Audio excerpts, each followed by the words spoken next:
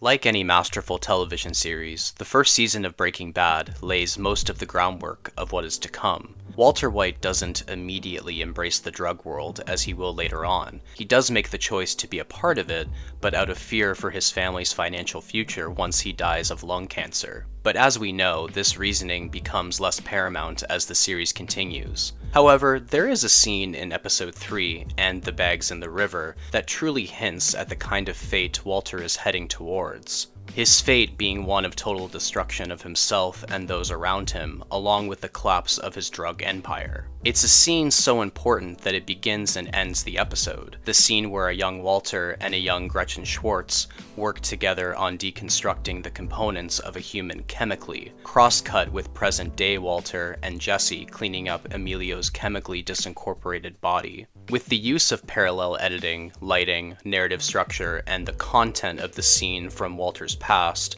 we learn that Walter White has never understood the human implications of his choices, leading him eventually to his fate as initiated by his decision to be a drug manufacturer. Let's analyze this subtle but important scene in combination with the significance to the rest of the episode and the series in general. If it's your first time here, my name is Quentin. I'm a writer, a teacher, and sometimes performer. It's time to look at the compelling artistry of Breaking Bad again. Don't forget to hit that like button and subscribe for more videos like this one.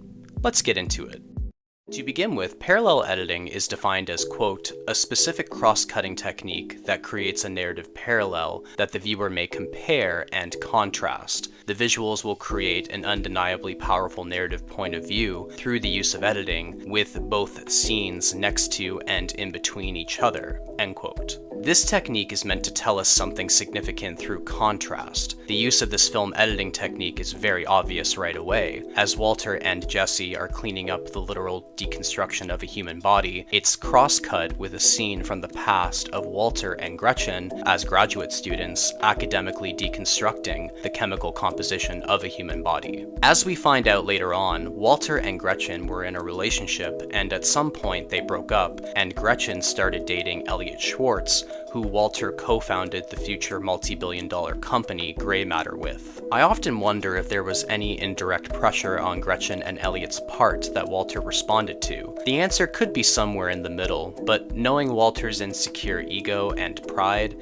he probably left completely on his own. In this parallel edit, the stark contrast between the intellectual curiosity of Walter's exercise with Gretchen and the grisly cleanup of Walter's first murder victim with Jesse demonstrates the lows to which Walter has stooped. He's clearly an intelligent chemist with a passion for the subject who could have co-ran a successful company devoted to the passion, but instead taught high school chemistry and got into illegal drug production. He went from exploring the chemical construction of a human being to cleaning up the chemical deconstruction of a drug dealer, all out of a final desperation for money and power. Walter and Gretchen's chemical percentages contrast with the graphic bodily gunk of Emilio, like calcium and iron, further demonstrating this contrast between the optimistic curiosity of the past and the dark reality of the present. Another thing to note is the lighting. Walter and Gretchen are both lit primarily in dark silhouettes with a bluish overlay of light, almost like it's dawn. This is supposed to be a pleasant memory, not only for the intellectual exercise, but for the fact that they're in a relationship at this time, yet they're lit in a bluish darkness rather than brighter lighting. This offers an internal contrast within the contrasting scene from the past. The content of the flashback is in opposition with the form of the flashback. The contrasting tension between this pleasant interaction and the moody lighting is our first indication that this is a formative scene in Walter White's dark fate. In addition to this, Walter is donning green in both scenes. Green represents financial greed, envy, and growth. The earthy tone of Walter's green t-shirt in the flashback communicates his potential for growth as a young graduate student, while the vibrant green of his apron in the present communicates where his envy for the success of Grey Matter has led him. We end this parallel edit with Walter insisting, "Seems like something's missing, doesn't it? There's got to be more to a human being than that." Certainly there are more things to human beings than basic chemistry, just as there is more to Walter than anyone, even himself, is aware of at this point. It's not until the last 2 minutes of the episode that Gretchen offers an answer to Walter's inquiry. What about the soul?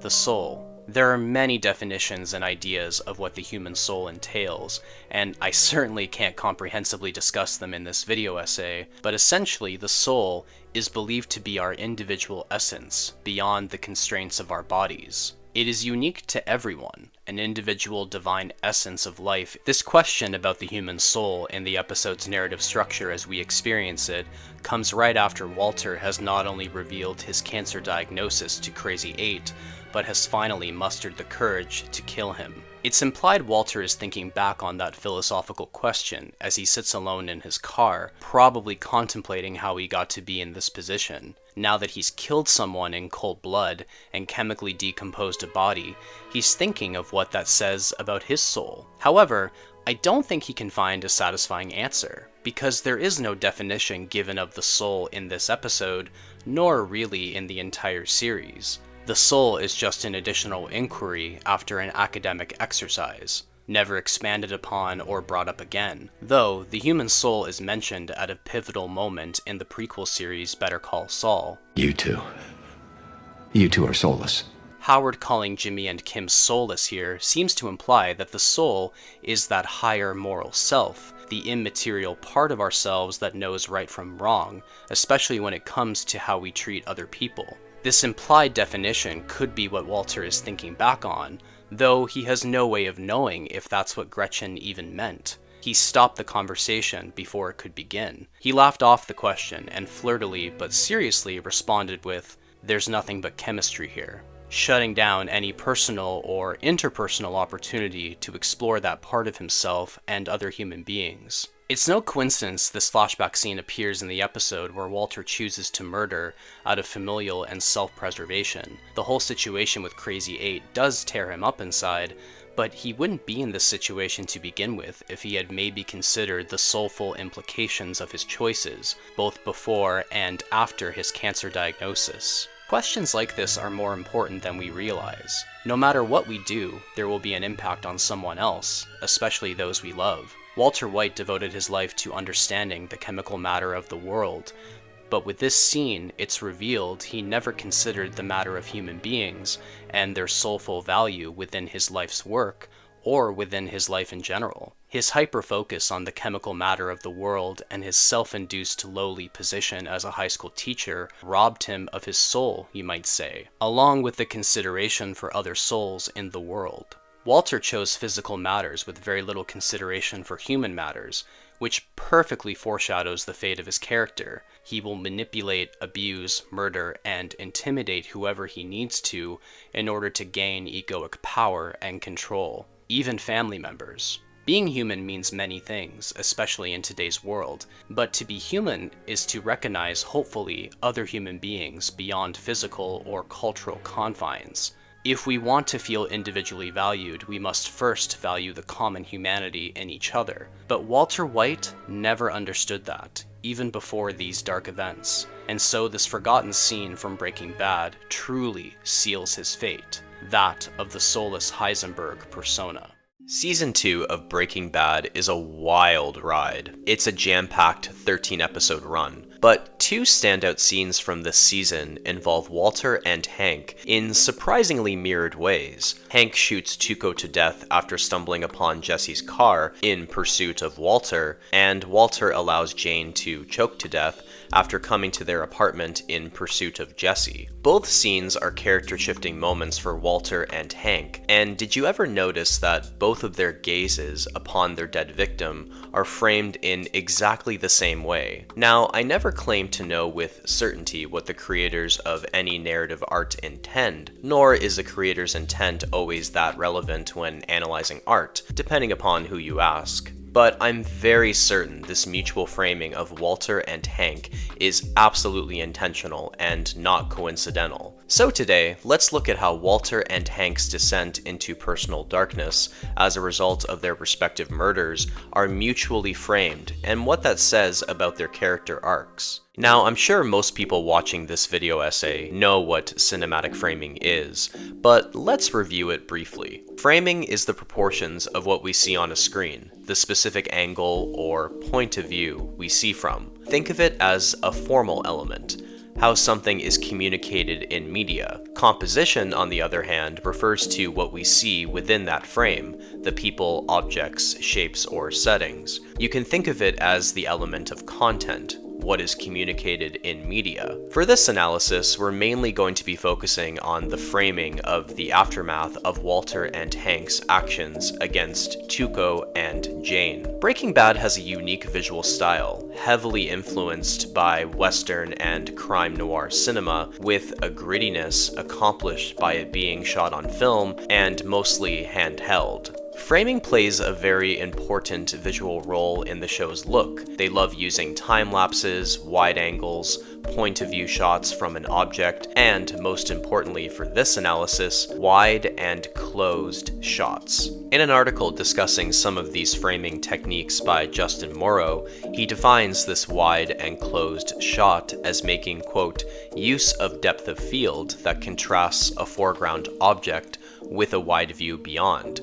The distant, epic feel of the wide shots with the impartial witness feeling of an object POV. Often occurring right before a frenzy of activity, the wide and closed shots serve as a calm before the storm moment, providing a sense of foreboding, end quote. Typically in these shots, you'll have an object framed up close on one side of the frame in the foreground with a wide open area on the other side of the frame, with this framing usually being used right before something big or dangerous is about to happen. So you could call this a foreboding wide and closed frame, meant to unnerve us as viewers. A foreground object up close contrasted with a wide view beyond is both striking and unnerving. You feel funny by being up close to something, but still seeing beyond in the rest of the frame. This very framing is used when Walter and Hank look upon the violent results of their actions. So let's look at Hank Schrader's framing first, followed by Walter White's, and then we'll compare the two. Hank's gun battle with Tuco Salamanca starts and ends Season 2, Episode 2, Grilled. We see the aftermath of the gun battle in the opening teaser of the episode, just as we see the aftermath of the airplane crash indirectly caused by Walter throughout this season. The fact that both of these events are foreshadowed by opening teasers tells us they're important and impactful for our characters. After shooting a final bullet into Tuco's head, Hank cautiously approaches the body, still aiming his gun in this wide and closed angle. Tuco's dead body, with his head wound very prominent, is to the right of the frame in the foreground, with Hank pointing his gun beyond and above him to the left of the frame. In this shot, Tuco, now dead, is no longer a threat, but a lifeless object, as dictated by the framing. A wide and closed shot is normally reserved for objects in the foreground with a particular atmosphere beyond. Human characters usually aren't featured in this type of framing, but Tuco is close and to the right in the foreground, therefore objectifying him. Although Tuco's face is more prominent in the frame compared to Hank's, Hank is the living character, the subject peering down upon an object. You could say Hank psychologically spends his time as a DEA agent objectifying and dehumanizing criminals like Tuco so as to not get overly emotionally involved, but it seems like he's never been directly in a gunfight like this before. Suddenly Tuco is no longer a theoretical possibility, he's a full-blown human criminal threat that Hank has to defeat. Hank walks towards Tuco's body from the left of the frame. Going from left to right is visually more satisfying for our eyes since we read from left to right, rather than right to left. With Tuco now being reduced to an object in the frame and Hank coming in from the left towards the right, we can ascertain visually that Hank was in the right to shoot Tuco. It was either him or Hank in this situation. But remember, the wide and closed framing is meant to communicate foreboding, not victory or justice. And indeed, this shot communicates that with its framing. Hank's uneasy expression combined with the chilling sound of Jesse's car going up and down on the desert sand. This object-focused framing, with Hank as the subject peering down at the violence he committed, even against someone someone like Tuco foreshadows his descent into trauma. Hank is more affected by the gun battle than he allows himself to be throughout the following episodes, and that trauma is only exacerbated by the explosion in El Paso later in the season. Hank's descent into trauma, brought on by participating in and witnessing violence, begins with this careful framing. He's never the same after peering upon Tuco Salamanca's dead body.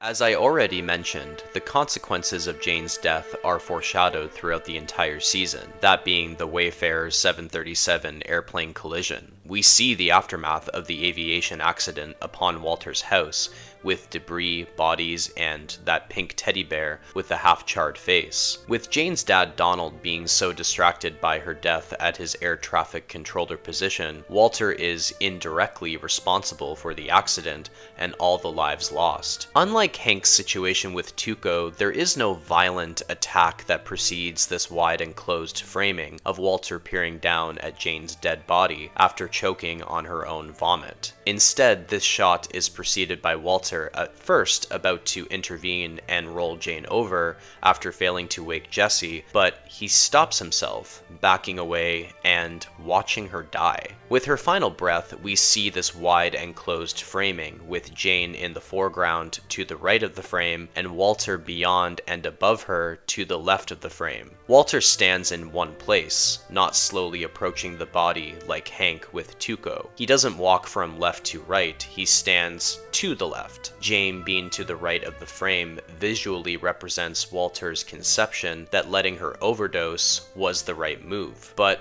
unlike Hank, Walter has less of an immediate justification for indirectly killing her. Tuco was actually a physical threat to Hank, whereas Walter saw Jane as a psychological threat to Jesse, and by extension to his own growing desire for power, control, and money in the drug world. Hank approaches from the left towards the right, whereas Walter stands firmly to the left often being associated with negative connotations. Walter peers down from his stance to the left onto the dead body of Jane to the right, communicating that he may think he's in the right by allowing her to die, but his position to the left of the frame with no movement says very differently. Walter barely knew Jane, only having a few negative and tense interactions. Thus, he objectifies and dehumanizes her the same way Hank does with Tuco. She's someone standing in his professional way, again similar to Hank's conception of Tuco Salamanca. The framing makes Jane into an object and Walter into the subject, but his expression is out of focus in the frame, unlike Hank's expression, which I think once again communicates visually that Walter's inaction on Jane's life was truly unnecessary. The object-focused framing, with Walter as the subject looking down at the indirect violence he committed, foreshadows his descent into criminal ruthlessness. This descent truly begins with his choice to let Jane die, as visually exemplified by the wide and closed framing meant to foreshadow the immoral direction he's heading in. Walter is never the same again after peering upon Jane Margolis's dead body. While both shot compositions are framed exactly the same way and serve to foreshadow a turning point in the arcs of both characters as a result of their killing another person, the descent they undergo resides in different moral spaces. Hank in focus and approaching from left to right in the frame signals this murder was justified, but it will impact him going forward. Walter being out of focus and standing to the left of the frame signals this indirect murder was not justified, and it will mark a point of no return for his questionable moral compass in the drug trade. But to be fair, Walter does go in and out of feeling guilty, like when he tries to burn the money, or when he brings up Jane to Jesse during their fly ordeal in the next season. It's interesting because both Walter and Hank stumbled upon their victims by seeking out family through Jesse Pinkman. Hank tracks down Jesse's car to find Walter,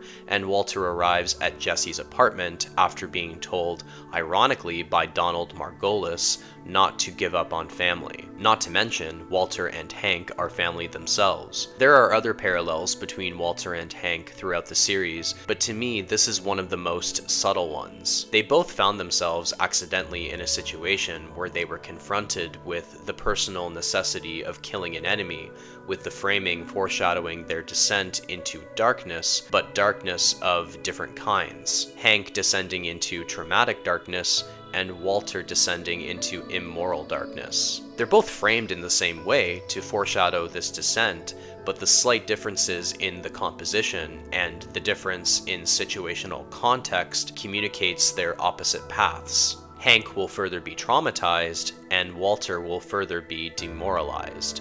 Both men, in their own ways, try to assert power over the uncontrollable aspects of their lives, but the cost to their psyches differs. It's all in the framing. But what do you think of these scenes? Did you notice anything else? Tell me in the comments. Throughout Season 1 and into Season 2 of Breaking Bad, we see Walter Jr. question his dad's odd behavior towards his cancer diagnosis. As someone with cerebral palsy, Walter Jr. can't imagine why his dad wouldn't try to live his life as much as he can, even with a deadly form of cancer. But it all comes to a head after Walt goes missing because of his unexpected quote-unquote fugue state. He was actually kidnapped by Tuco Salamanca. Walter Jr.'s confusion towards Walt only increases, coupled with some embarrassment and possibly some doubt about the truth of his disappearance. After all, Walt did keep his diagnosis hidden from his family for weeks before telling them. Walter Jr. up until this point has been on his dad's side, but this disappearance combined with the rest of his nonsensical behavior is all he can take. This scene from Season 2, Episode 4, Down, is the first time Walter Jr. truly turns against Walt. The title of the episode even partially indicating the downward trajectory of Walter Jr.'s trust and security in his father. Lewis, Walter Jr.'s friend, comes to pick him up for school. Walt tries to play the normal, friendly dad who isn't chronically lying to his family, but even Lewis isn't interested in this interaction, just stating that him and Flynn need to get going. Walter Jr., now Flynn, walks past Walt and out the door. No explanation for the sudden name change, nor a goodbye. Now he gives his dad the cold shoulder and takes away not only the name they gave him, but the literal name of his dad. Walt questions Skyler about the new name, to which she tells him that that's now the name he wants to go by, and how much his disappearance bothered him. Walt literally asks, What's wrong with Walter Jr.? a question that operates perfectly on two levels: the understandable shock that suddenly his son doesn't want to go by his name, and the obliviousness to how his aloofness, strange behavior, and dishonesty have impacted his family. He's asking, what's wrong with my name? And what's wrong with me? The name change is not only a teenager experimenting with their sense of identity, but his self-identification represents the lack of security and trust in his father. He doesn't want that first name attached to him, and no wonder, he doesn't fully trust Walt as a father anymore. And you might be thinking, Quentin, this is so obvious and irrelevant to the rest of the series. Why are you talking about this?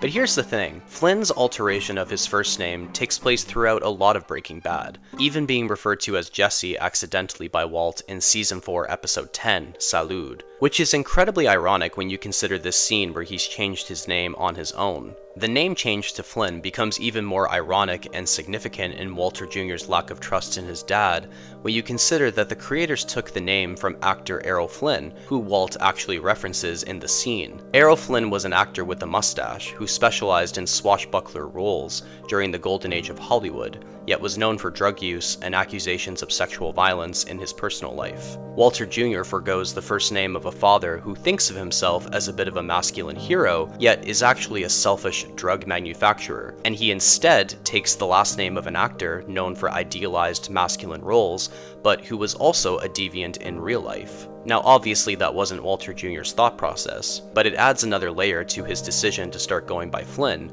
viewing his dad no longer as a hero since he distrusts him, and taking the last name of someone playing heroic roles, though ironically, Errol Flynn wasn't such a great guy either. I interpret this detail as a means of demonstrating Walter Jr.'s being surrounded by people lying about who they really are, even though he's not yet aware of the full extent of the lies. He knows his dad is being secretive and suspects dishonesty, but he has yet to fully know the truth. So in the meantime, he changes his name to an idealized figure who spent as much time and energy as his father concealing the truth about himself. It takes a long time for Flynn to get the complete truth. And when Skylar finds out the truth and kicks Walt out of the house, Flynn changes his name back in reaction to more insecurity and dishonesty.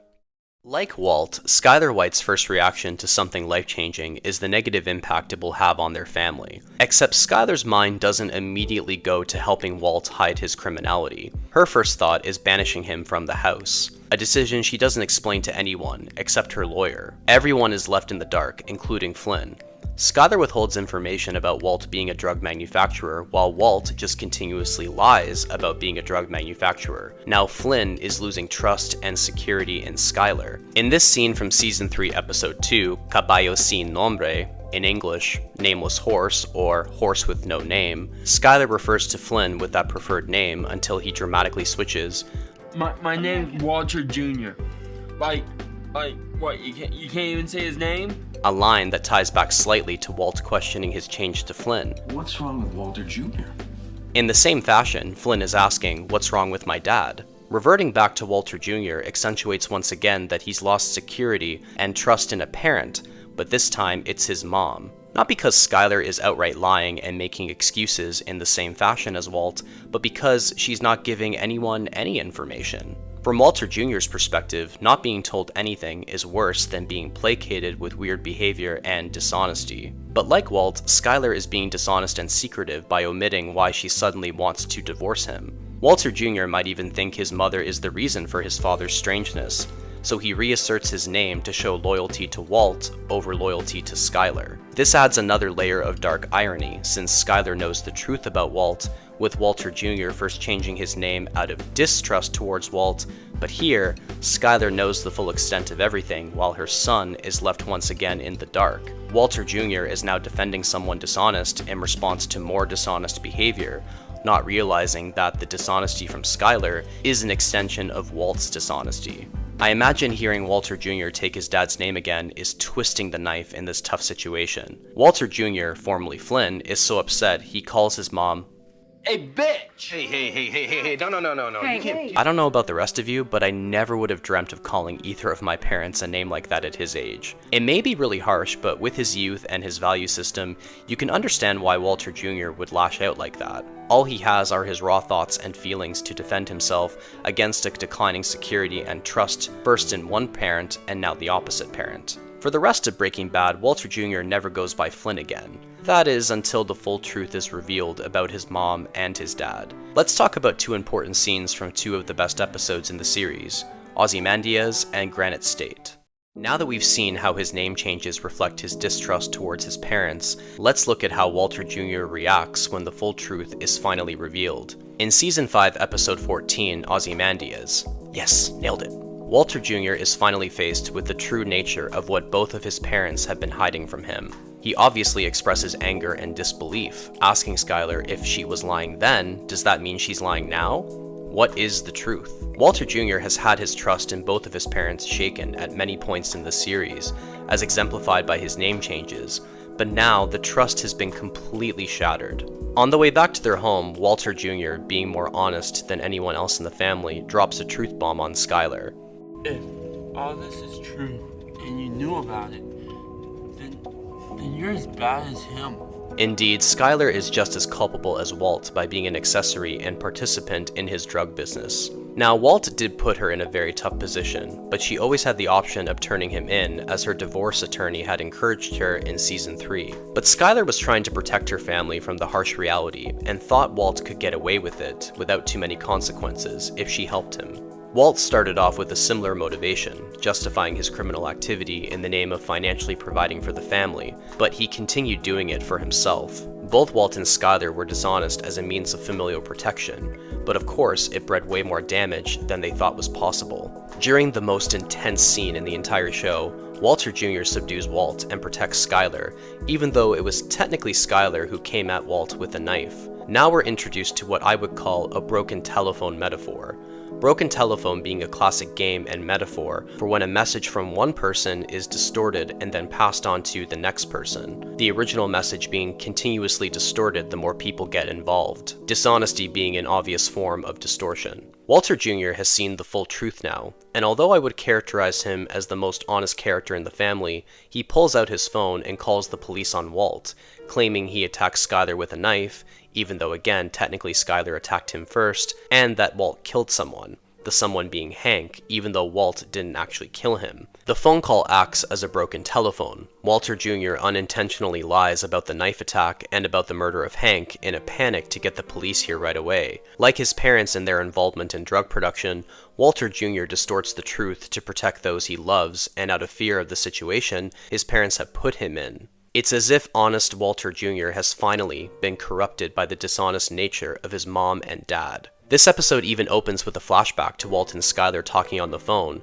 and Walt distorting the truth for the very first time. The phone call to the police foreshadows the very last time Walter Jr. will speak with Walt in Season 5, Episode 15, Granite State. At this point, he's changed his preferred name back to Flynn, now being a demonstration of him turning against both of his parents instead of only Walt. He obviously will still live with Skyler, but their mother-son relationship will never be the same. The irony of naming himself after Errol Flynn is gone, since now he knows the full truth of this 2-year ordeal. It makes even more sense that he would go by Flynn again, since he's now fully aware of the true nature of his father, who tried to masquerade and think of himself as a heroic drug boss, when in reality there was never anything very heroic about Walt White or about Errol Flynn. Calling himself Flynn again is a way to both separate himself from his family, who bestowed the name Walter upon him, while still reflecting what he experienced within that family, a pervasive lack of security and trust from people who tried to hide who they really were. This final phone call with Walt continues that broken telephone metaphor, as Walt continues to withhold the truth about Hank, which Walter Jr. seizes on when he accuses Walt of killing him. I think Walt not only doesn't explain himself out of distraught, but also because he knows telling the full truth is useless. It's already been distorted, like in a dark game of broken telephone. Flynn rejects his offer for any money and tells him to just die. He's heard enough lies and withholding of information. He doesn't placate his dad. He tells him exactly what he thinks of him. Unlike his parents, Walter Jr., or rather Flynn, doesn't intentionally distort the truth for any seemingly noble purposes. He's just a teenager who wanted to know what the hell was going on, because he valued honesty more than they realized, or even us as the audience realized.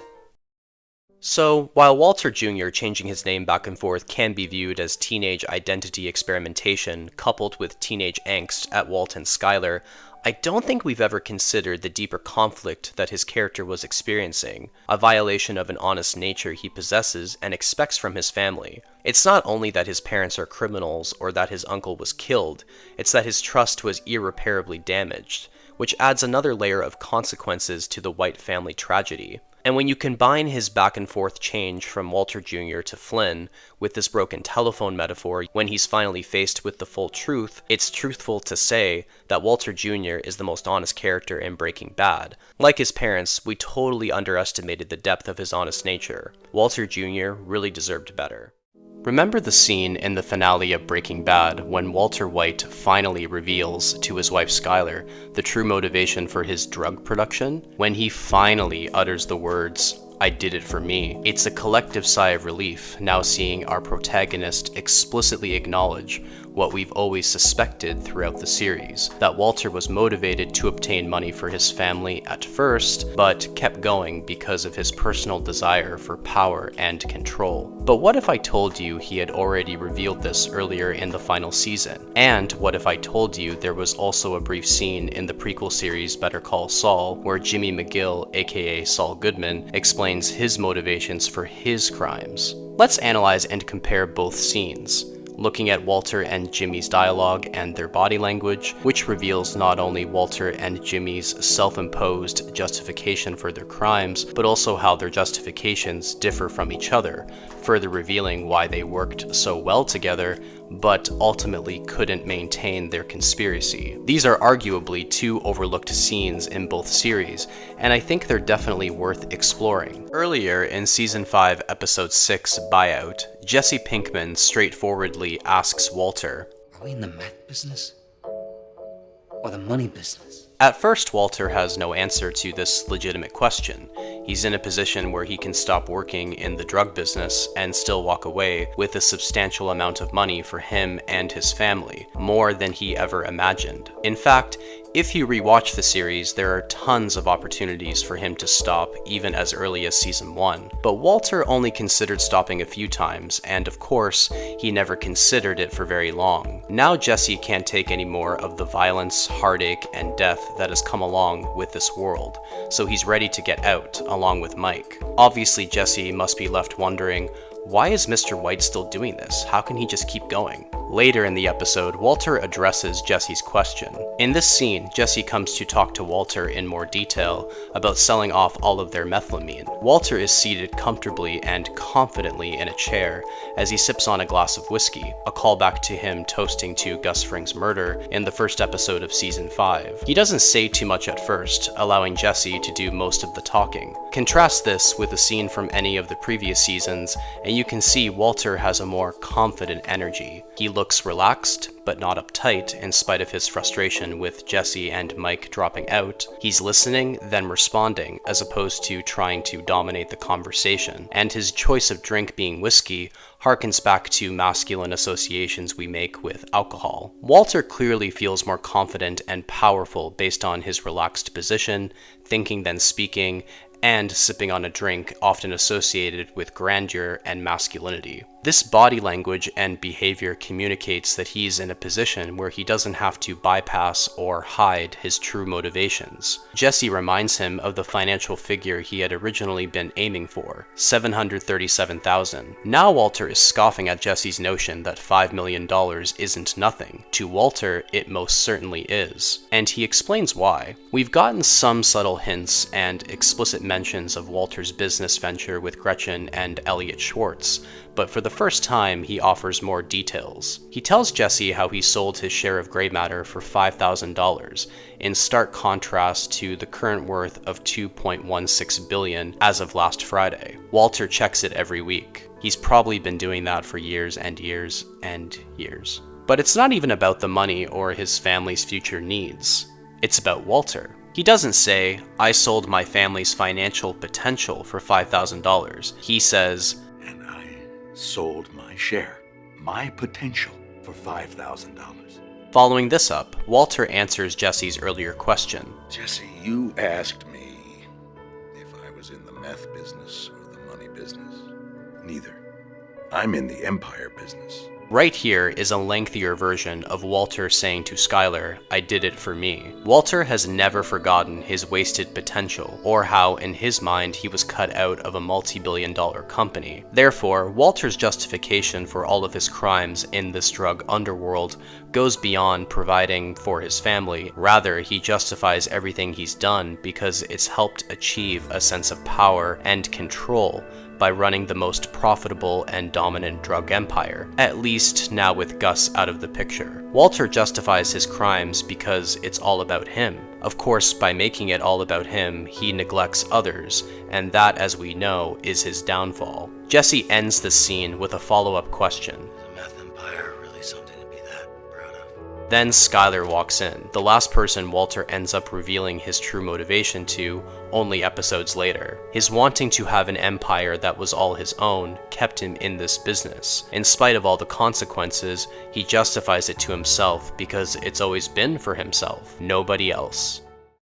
Now let's talk about Jimmy, aka Saul's justification for his criminal activity, a justification that will lead him eventually into Walter White's drug business in Breaking Bad. Huell delivers a copy of Howard Hamlin's car key as another step forward in Jimmy and Kim's character assassination. Both characters are relaxed and casual, just sitting at the top of a parking garage, debriefing after a thrilling but risky con. Jimmy especially appears pretty content and relaxed, not in a power peacocking way like Walter, but in a satisfied way. Huell has paid his money, and instead of going about his day, he asks Jimmy, "Why you do all this?"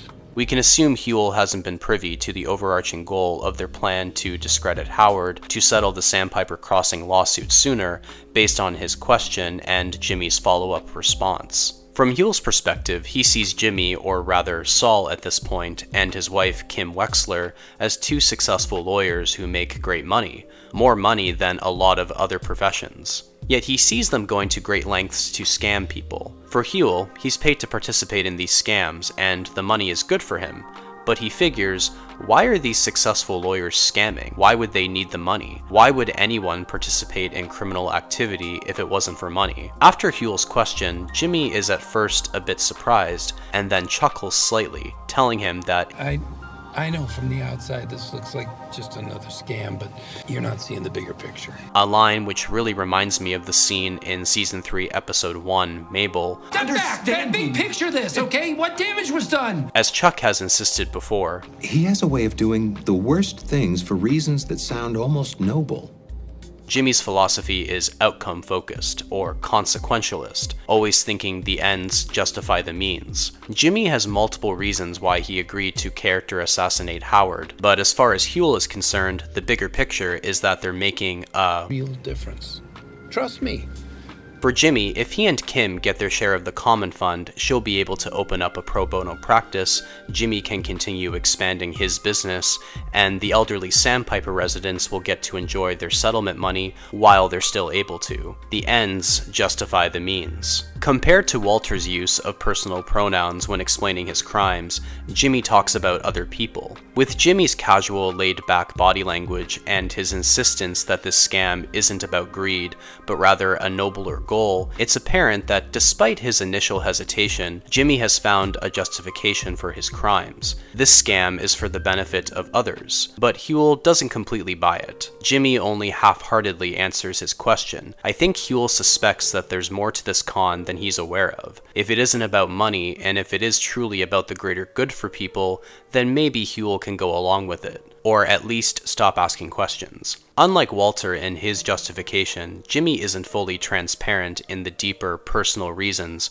why they're going after Howard. The deeper personal reasons being keeping Kim's approval and reconnecting over their mutual love of scamming, as well as some complicated feelings towards Howard. However, Jimmy has a way to justify it beyond selfish reasons. In spite of the obvious damage to Howard and the potential legal consequences, Jimmy justifies it to Huell and himself as necessary for the benefit of others. An overarching justification that will follow and mutate as Jimmy continues as Saul Goodman. When we compare these two scenes, both serve similar purposes in each respective character arc.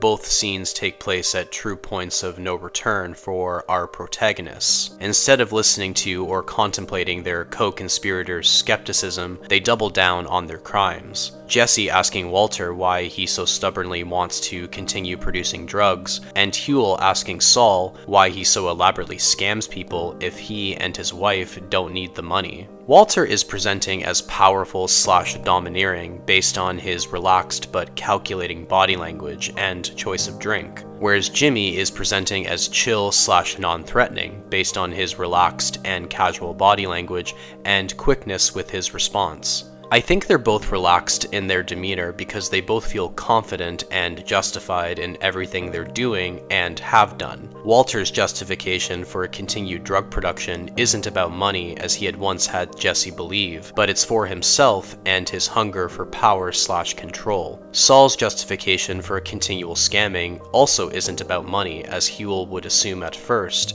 but rather it's for the benefit of people that need it, which includes Saul himself and his relationship with Kim, but he doesn't tell Huell that part. By comparison, it makes sense Walter would tell the truth, whereas an early Saul Goodman wouldn't. Walter is nearing the end of his time in drug production, or at least in the midst of a changing of the guard, now that Jesse and Mike want out, whereas Saul is just getting started in his corrupt legal ways. Walter has reached a point of complete self-honesty, mostly, whereas Saul isn't at that point fully, though he does truly believe the Howard scam will benefit others, which offsets the immoral nature and potential consequences by Jimmy's moral standards. But as we know, that's only a tertiary reason. Still, it's clear that even in Breaking Bad, Saul is not as selfish as Walter, which I think is demonstrated most clearly by him trying to cut ties with Walter after helping him poison Brock to manipulate Jesse into helping murder Gus Fring. Saul even even in the Breaking Bad era, has limits to his criminal activity. So on some level, Saul/Jimmy does care about people, and thus uses his natural affinity and charisma with others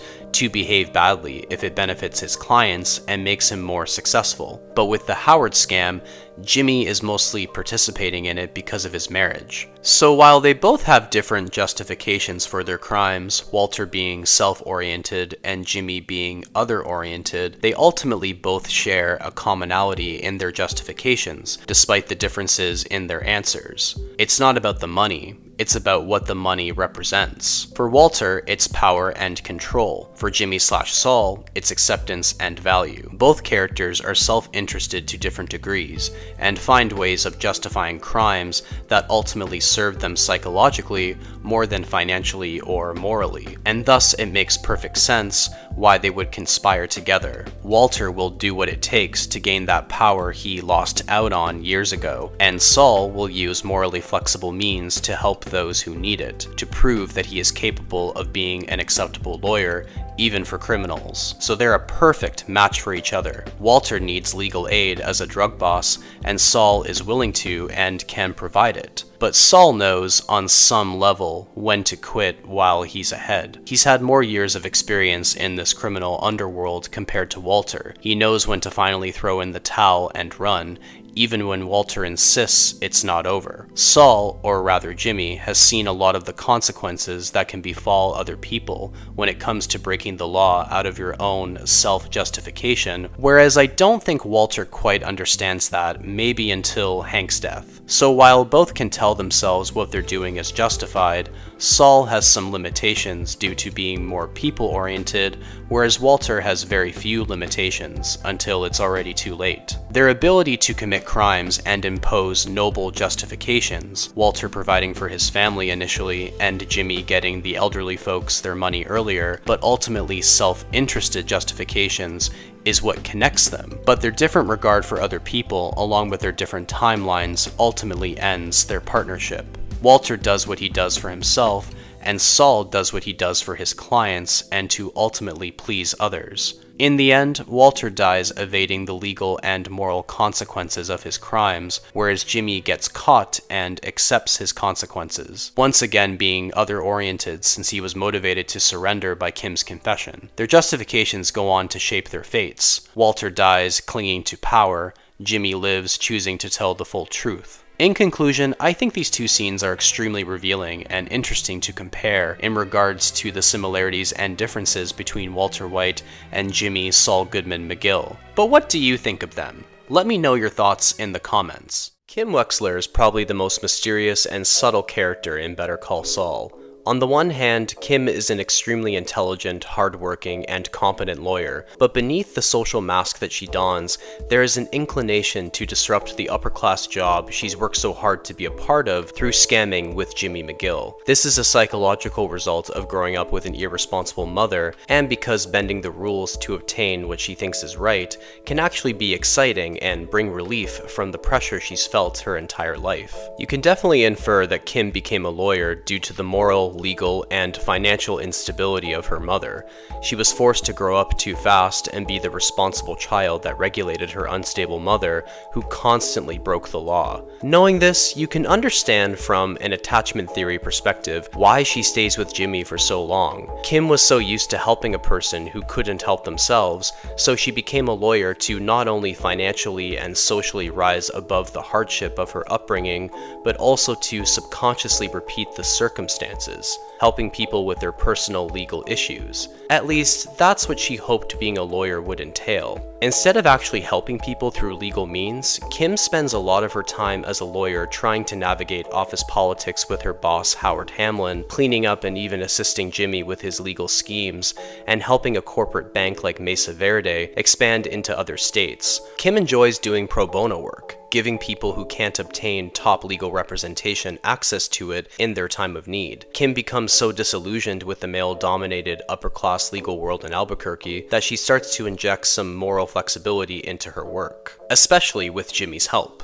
culminating in her justifying ruining Howard's reputation as a means to settle the Sandpiper Crossing case and use their share of the common fund to open up a pro bono practice. For Kim, it's the ultimate takedown of a man who represents everything she's become disillusioned with in the law so she can help people who really need it. People like her mother. That's what she tells herself, of course, but that's only part of her motivation. In this video essay, I wanted to explore the beginning of Kim's moral decline, as I think her behavior in season 6 is often misinterpreted as abrupt, exaggerated writing by some viewers. Her moral decline is slower and less overt than Jimmy's, which is why I think her wanting to ruin Howard's reputation seems to come out of nowhere, but her moral disengagement starts from the very beginning of the series. Today we'll explore a scene that is extremely underrated, yet extremely important in Kim's arc and the rest of the series in general. The scene where Kim lands Mesa Verde as a client in Season 2, Episode 5, Rebecca. While it is exciting for her after working so incredibly hard, in retrospect it's a scene where she could have stopped this specific line of legal work, left HHM, and gone down a different road of potential choices. Obtaining Mesa Verde is the beginning of the end in a sense for Kim, and really for the entire show. This is the exit sign Kim Wexler sadly missed. Let's get into it. Now, I do plan on making a separate video essay about the overall significance of the exit signs, but once I started thinking about the character of Kim, I couldn't get that scene out of my head where she receives a phone call informing her that Mesa Verde is interested in utilizing the legal services of HHM. Like many other scenes in Better Call Saul, red and green exit signs inside buildings, rooms, offices, or other interior spaces are a recurring visual motif, which, as most of you probably know, is defined as a repetitive visual element of thematic or narrative significance. Just like the visual motif of placing Jimmy near electric lights, characters are strategically placed near these exit signs to accentuate the impending physical/psychological danger by staying in this space. Most of the exit signs are red, which is a color representing chaos, danger, and criminality in the show. The exit signs communicate that a character is currently in, or will be in, some type of danger if they don't leave this space right now. It could be the space itself that's dangerous, who they're with in the space, or what they're doing in the space. Better Call Saul, being a prequel to Breaking Bad, shows us many instances where if characters had symbolically noticed the exit signs, they may not have ended up where they ended up in Breaking Bad. For example, Mike's meeting with Lydia or Jimmy's meeting with the Bar Association. Both characters are in spaces making choices that will lead them deeper into their fates in Breaking Bad. And while this may be inevitable, the exit signs serve as a visual tragic clue that we are witnessing situations our characters should have and could have left to avoid their trajectory into the darkness of Breaking Bad. Of course, this visual motif is also used for characters who are in spaces making choices that will eventually result in dire consequences in the Better Call Saul timeline itself. They're easy to miss if you're not looking for them, but once you happen to notice one, you start noticing others too. Like Kim's character, this visual motif is often quiet and subtle, except for the exit sign featured in the episode Chicanery. I will definitely expand upon these exit signs further as I have a lot more to explore, but for the purposes of this analysis, all you need to understand is that the exit sign functions as a cue for characters to ideally stop what they're doing in this space and leave in order to avoid future consequences. The use of exit signs in this scene from Season 2, Episode 5 accentuates Kim Wexler getting one step closer to complete moral disengagement. Now, let's get into it.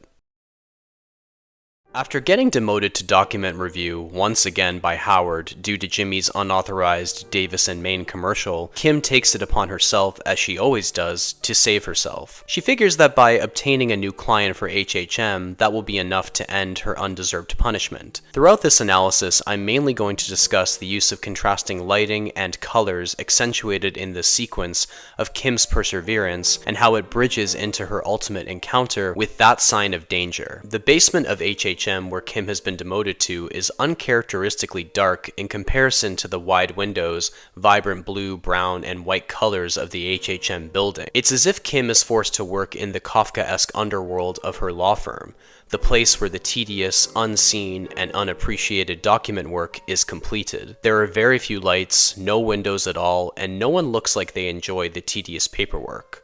Obviously, who does? Like the colorless flash-forwards to Saul's life in hiding as Gene Takovic, there's hardly any color in Kim's current work situation. Leaving the document underworld, Kim uses her lunch break to cold call from these colorful sticky notes in the wide open sunlight of the HHM staircase. Like Jimmy, Kim has her own ways of being colorful, venturing outside the confines of legal work conventions, but not in a morally flexible way at this point in her arc, but in a morally legitimate way. None of these cold calls pan out, unfortunately, so she literally removes all the color from the window pane and retreats back down to document review, back to the HHM underworld devoid of any light, color, and opportunity. When she leans over to obtain her next document from the box, Kim is cast in the shadows, in contrast to the open sunlight of the HHM staircase, where she just attempted to free herself from the unfair punishment.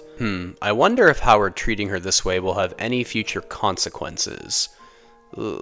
Then along comes one of Better Call Saul's signature montages, suitably accompanied by a Spanish cover of My Way, originally by Frank Sinatra. The significance of this song choice really needs no explanation. On a personal note, one of the reasons I actually started watching Better Call Saul was to distract myself from being unemployed for months on end after moving back to my country last August. This montage of Kim working herself to death, trying to improve her situation but not getting anywhere, was both inspiring and haunting for me at the same time. It's one of my favorite montages from the show. We see Kim in alternating spaces within HHM, back on the staircase, in the bathroom, in the parking garage, and other spaces, all consisting of different uses of light and shadow. In some spaces, she's in natural light, in others, she's cast in artificial electric light, and of course, she's cast in darkness with often only a shadowy silhouette visible. Kim goes into the light from the document review underworld to obtain a client, but the harder and longer she works, the more the light drains, and darkness envelops her.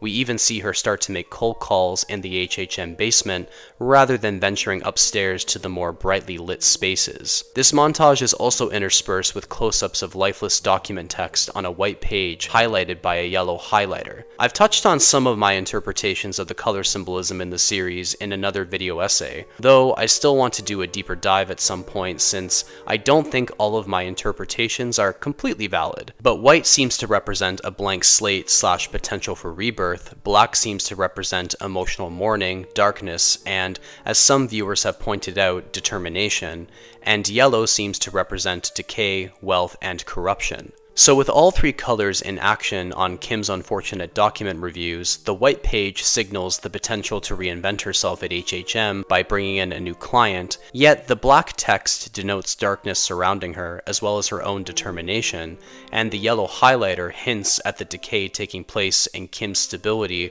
as a lawyer at the firm. I think these colors being reflected on the work she's forced to do hint at the unintentionally dark direction she's heading in, only Kim doesn't know it yet. But after this montage, her hard work finally pays off. Now we get to Kim's encounter with not one, but technically two exit signs, with only one of them actually displaying the word exit. Rather than leaving the document underworld to go back into the light of the HHM office above, Kim goes further into the darkness, taking the call in the parking garage. With only one electric light source above and the downward angle, Kim is literally and metaphorically entering into a darker, lower level at HHM and in her career as a lawyer. We don't see Kim taking this call from what we find out to be Mesa Verde in the bright sunny atmosphere above, but rather in the darkness of the parking garage. She steps out, and here we see a red exit sign to the far left, and a white out sign with purple arrows to the right. Since exit signs try to symbolically communicate to characters that they ought to stop what they're doing and leave this space, Kim's successful call with Paige from Mesa Verde is not something that will lead her to the best future outcome. The exit sign is in typical red coloring, denoting chaos / danger, and the out sign is white with arrows pointing in a direction away from HHM, white denoting a blank slate. Kim is actually in a dangerous situation obtaining Mesa Verde, and she has two ways to get out. Go back through the stairwell and out the front doors, as indicated by the red exit sign, or follow the arrows away from the building and go out through the parking garage. As she continues her conversation, she stands in between both signs, telling her to get the hell out of there. but she takes no notice. She doesn't realize yet where this one action in this space is going to take her. So why should Kim have gotten out of there? Why were there two different exits presented for her to get out of this situation? It's because Mesa Verde, as a local bank looking to expand, is a highly desirable client for a law firm.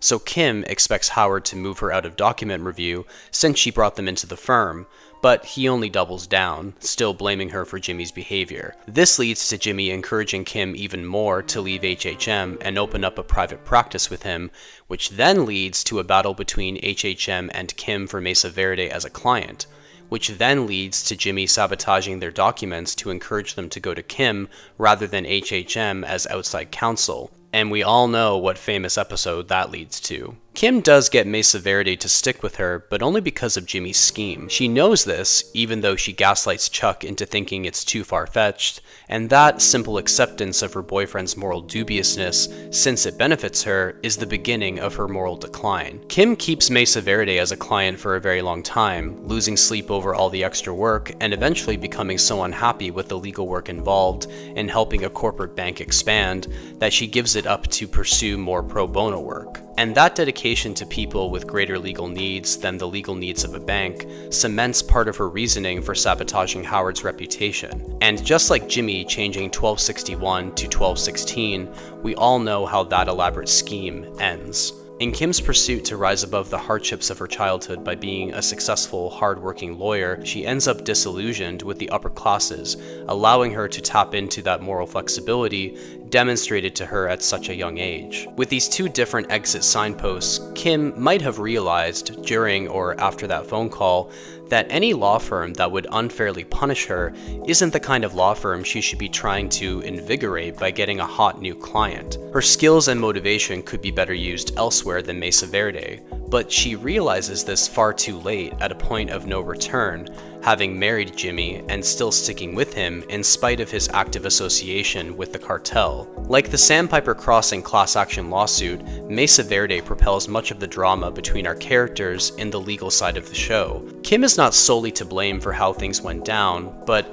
maybe if she had noticed those two opportunities to politely end the phone conversation and leave HHM behind, it's possible Chuck wouldn't have ended it, Howard wouldn't have been murdered, and Jimmy wouldn't have become Saul Goodman. As Mike says, our choices put us on a road. Sometimes those choices seem small, but they put you on a road.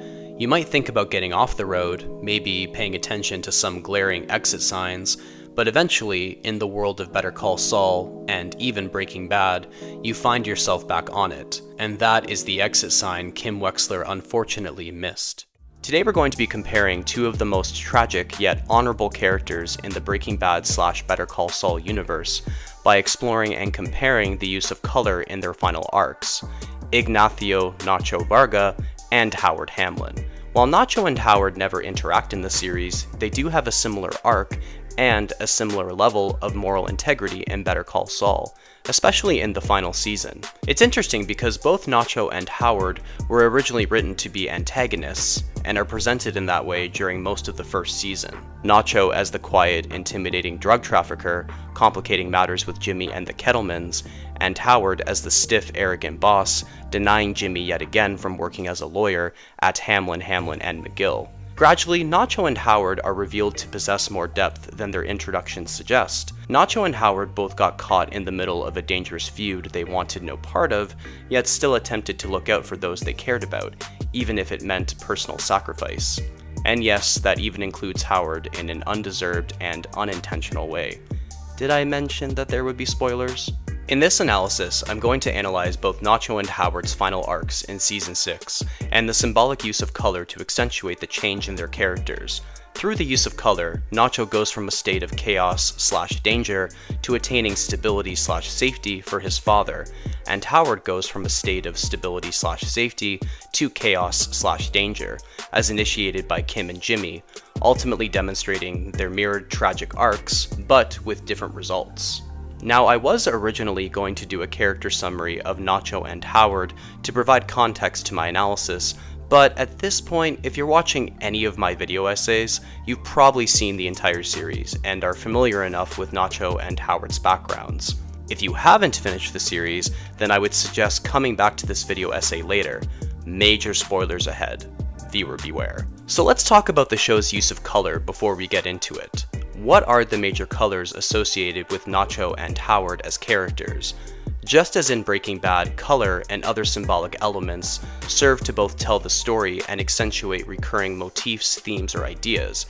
It would take another video essay, maybe even two, to fully decipher the meanings associated with various colors in Better Call Saul, especially when it comes to the characters' clothing, and not to mention colors used in the show's settings or compositions. But we can safely say that characters dressed in blue or more cooler tones generally belong to the legal side of the show, representing safety and stability.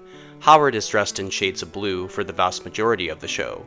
Characters dressed in red or more warmer tones generally belong to the criminal side of the show, in particular cartel members, representing chaos and danger. Nacho is dressed in shades of red for the vast majority of the show. This also reminds me of all the red exit signs placed intentionally in scenes where characters are in physical or psychological danger and should exit but don't quite realize it. Both yellow and gold mainly represent decay, corruption, and wealth.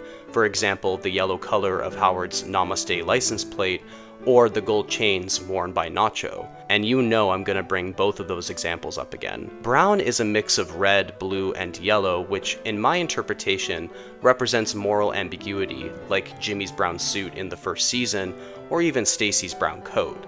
Finally, white is the absence of color, which in my interpretation is meant to symbolize a blank slate for a character or situation, a chance to choose goodness, badness, or a little bit of both. Now let's get to analyzing the colors associated with Nacho and Howard's final arcs in Season 6, starting with Nacho.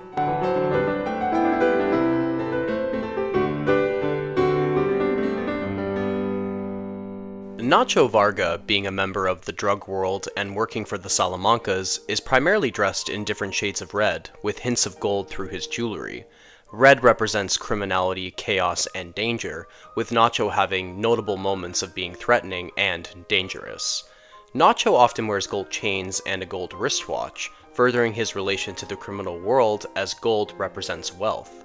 Nacho may don a lot of red to symbolize his criminality, along with gold to symbolize the wealth gained from the criminality, but gold also represents decay, hinting at Nacho's decaying attitude towards what he's doing, along with the potential decay of Nacho's relationship with his father Manuel if Nacho doesn't get out of the game. Beginning in Season 4, we start to see him wearing less red and gold, and more black instead. I haven't completely decided what black represents in the series, but it seems to be used when characters are in negative emotional states like grief, or when characters are about to break bad, since many characters from the criminal world wear black, like Gus for example. In Nacho's case, this change in the color of his typical clothing coincides with Hector having a stroke and Gus blackmailing Nacho. Hey, there you go, blackmail. Just when he thought he was going to get out, he's pulled back in, so perhaps black is meant to represent his mourning the failed opportunity to get him and his dad out of this world. As Nacho continues to work for Gus by working against the Salamancas, his attire oscillates between red, black, gold jewelry, and even some gray. Gray being associated mostly with the legal side of the show. His wardrobe becomes a little bit more varied, with the criminal colors being almost like a costume now.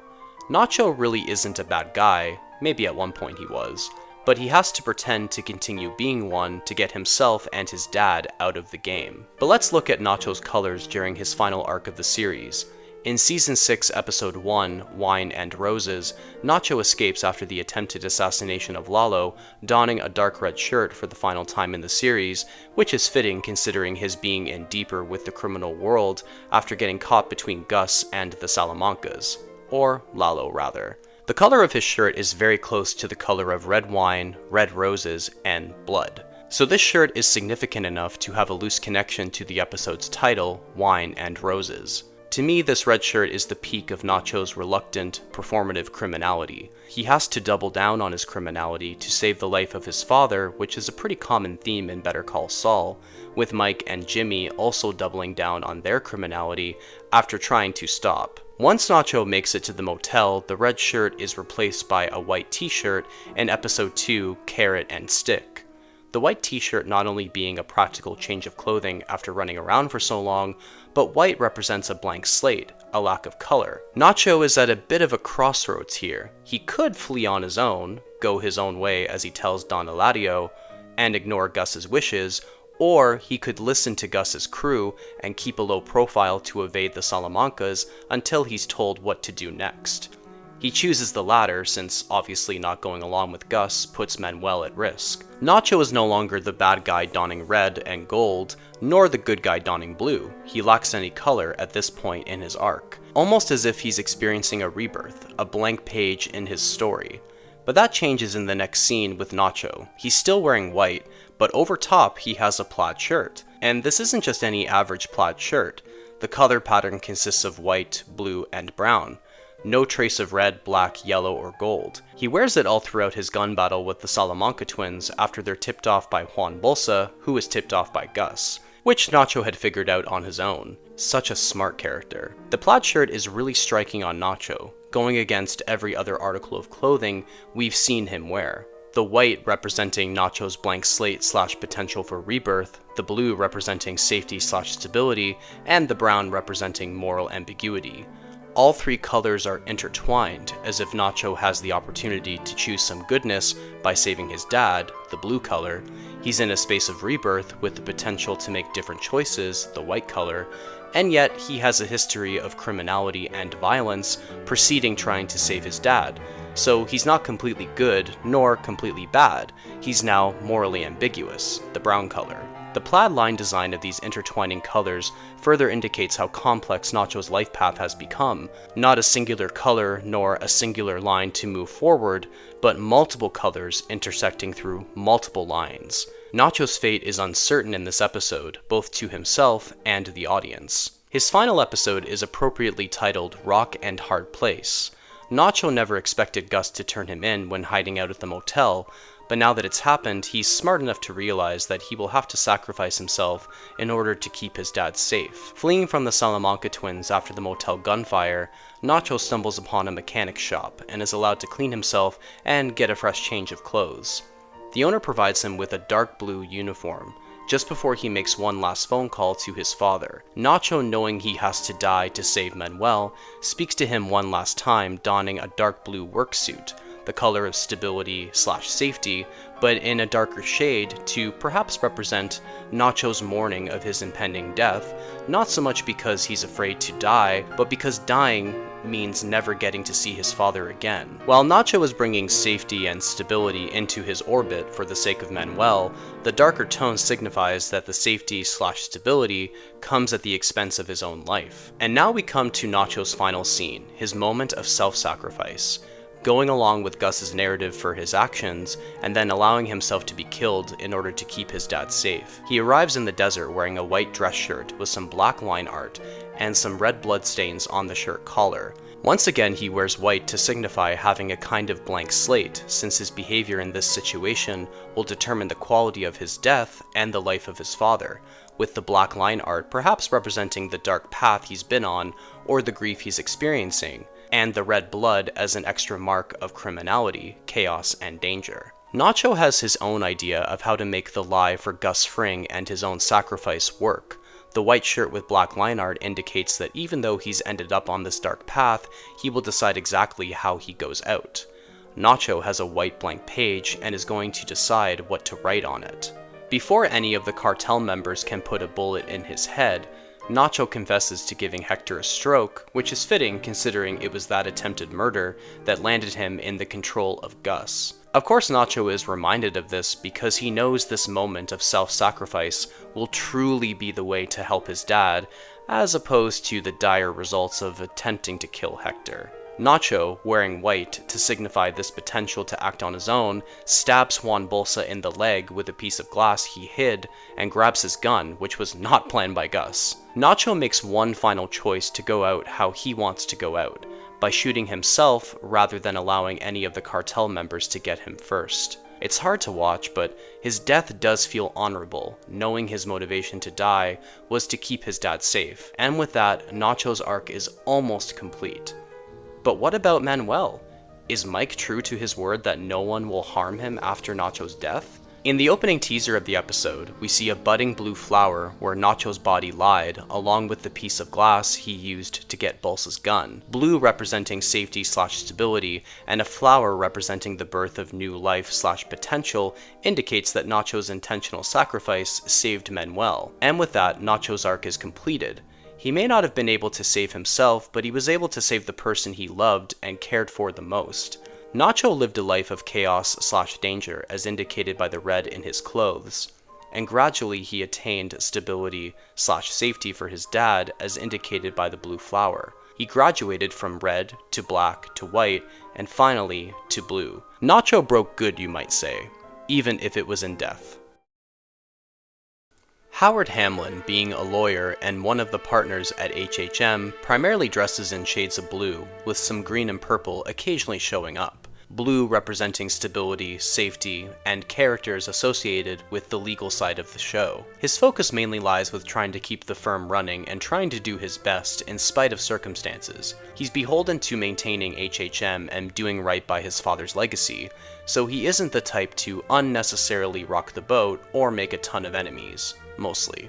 This loyalty to HHM at all costs is the main reason he agrees with Chuck constantly. From Howard's perspective, he can trust Chuck's judgment since he believes Chuck has the best interests of HHM in mind, though this turns out not to be the case after Chuck's meltdown at Jimmy's bar hearing. This marks the beginning of a change in Howard's arc as he realizes Chuck has become untrustworthy and unpredictable. Very similar to the realization Nacho has that Hector is unhinged and unpredictable after he insists on using his father's shop as a front. Also, like Nacho's wardrobe, Howard doesn't drift too far away from shades of blue in the first 3 seasons. But then by season 4, Howard begins wearing more black suits with white shirts. For most of season 4, Howard mourns the death of Chuck. Not only that, but Jimmy has made him out to be responsible for Chuck taking his own life. So he's mourning the loss of a friend and a colleague who he believes he indirectly killed. Poor Howard, eh? The black in his suit jacket and pants represents his grief, and the white in his shirt represents a blank slate. His grief has caused him not to know what to do or where to go, even losing motivation to keep HHM afloat after paying out Chuck's estate. It's not until continuing his therapy and getting a bit of an ironic pep talk from Jimmy that Howard comes out the other side. When we see him in season 5, he's back to wearing his various shades of blue, and seems more optimistic and energetic about his life. Throughout the rest of the series, the colors of Howard's clothing don't shift too far away from different shades of blue and other cooler tones. So let's examine the colors surrounding Howard in his final arc. His final arc isn't so much accentuated by the color of his clothes, but by the color of his environments throughout season 6. The season where Howard is undeservedly harassed by Jimmy and Kim for their own financial gain and disturbing enjoyment. For the majority of Better Call Saul, Howard is mostly seen in legal or professional settings, but in this final season we see him at home, in therapy, at a boxing gym, and at his country club. The signature blue tones of Howard's clothes, even when he's boxing, signify that he's improved psychologically since Chuck's death. I am sorry, but have you lost your mind? Actually, I'm as clear-headed as I've ever been in my life. Howard feels much better internally, as symbolized by all the Hamlin to go blue, but his external circumstances are beginning to decay. In Season 6, Episode 1, Wine and Roses, Jimmy and Kim begin their plan to discredit Howard by planting fake drugs in his locker at the country club. Howard is wearing his usual blue attire, but did you notice the lighting in the locker room? It's a warm, almost gold color, similar to some of the lighting we've seen in meetings with cartel members. While yellow/gold represents wealth, which Howard does possess, both colors also represent corruption and decay. Howard isn't being personally corrupted in any way, but the external circumstances of his life start to gradually decay as Jimmy and Kim enact their plan to make him look like an untrustworthy, drug-addicted lawyer. So Howard, being immersed in this warm, gold-like lighting, simultaneously represents his privileged life while also hinting at the forthcoming decay. Finding this bag of alleged drugs in his country club locker in front of Cliff presents that ultimate dichotomy in the lighting color. Howard is wealthy enough to belong to a prestigious country club, but the country club is the very place where the first instance of his reputational decay takes place. Howard has never been seen in lighting like this, until this Reputation assassination. Even in the next episode, Carrot and Stick, when the Kettlemans meet with Cliff Main on Jimmy's instructions, you can see a lamp above exuding warm, golden light. Again, Howard's reputation is in the process of decay even when he's not around, as exemplified by that subtle gold light. And there might be some electric Jimmy representation there too. The warm gold lighting surrounding anything to do with Howard continues in Rock and Hard Place, when Huel and the Keymaker copy Howard's car key in the parking garage.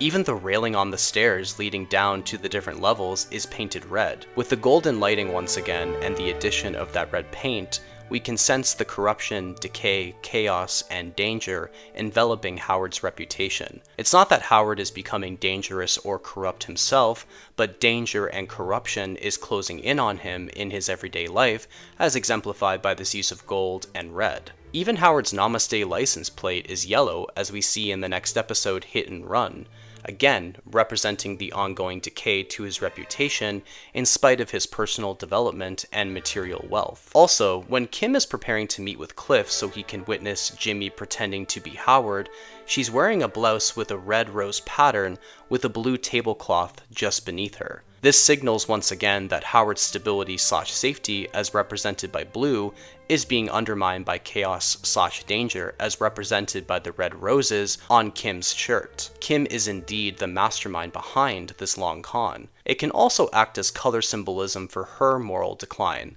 drifting away from blue and becoming more red. We're going to talk about Kim Wexler at some point on this channel, I promise. In Black and Blue, we see Howard's house for the very first time, and we meet Cheryl, his wife. The house is grand, opulent, and full of different yellow, gold, and brown tones.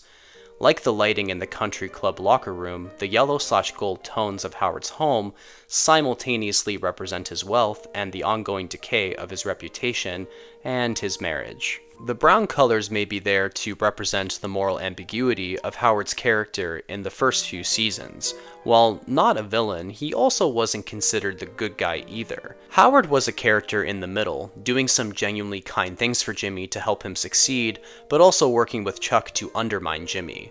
But when you consider his whole arc, there was certainly nothing he did intentionally to deserve such a plot against him. And yes, that even includes unfairly punishing Kim. In the very next scene, Howard meets with his PI to discuss what Jimmy has been up to.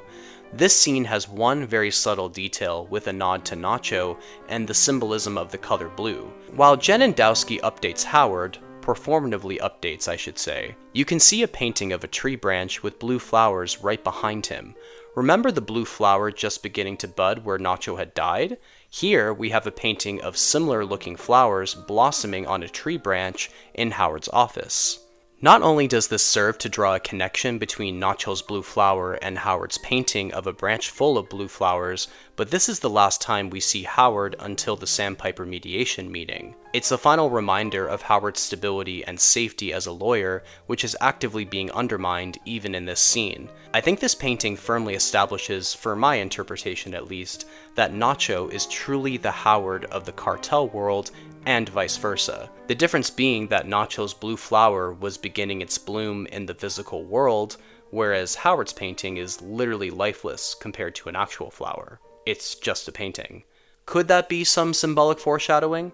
Or maybe a symbolic way to connect Nacho and Howard's tragic fates in the same season? Or maybe they just like that painting. Who knows? Finally, we come to Howard's last episode, Plan and Execution, the culmination of the plot against Howard and the culmination of his arc. Going back to that painting with the blue flowers, as Howard is unknowingly laced with a caffeine-like drug, we have a reverse shot of Jennendowski telling him the photos are fresh out of the bath, with his head blocking the painting and a sliver of gold light above him in the window panels. The blue floral painting is blocked and out of focus, whereas the warm golden lighting is clearly seeping into the room.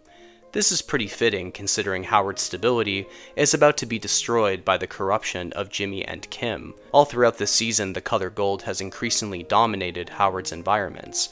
Decay has gradually been growing, not as a result of his internal feelings or character, but external corrupt forces at play. After starting to experience the drug's effects, Howard, Cliff, and Irene enter the conference room with those signature HHM lamps turned on, looking like golden arches. I've talked about other meanings applied to these electric lamps in my other video essay, one of them being Jimmy's electric attitude towards the law. In this particular scene, these lamps represent that morally flexible attitude, along with the wealth Jimmy and Kim are trying to obtain, the corruptive means they're using, and the decay that's been engulfing Howard as a result. Not to mention, these lamps were featured very prominently in one of Howard's final scenes with Chuck.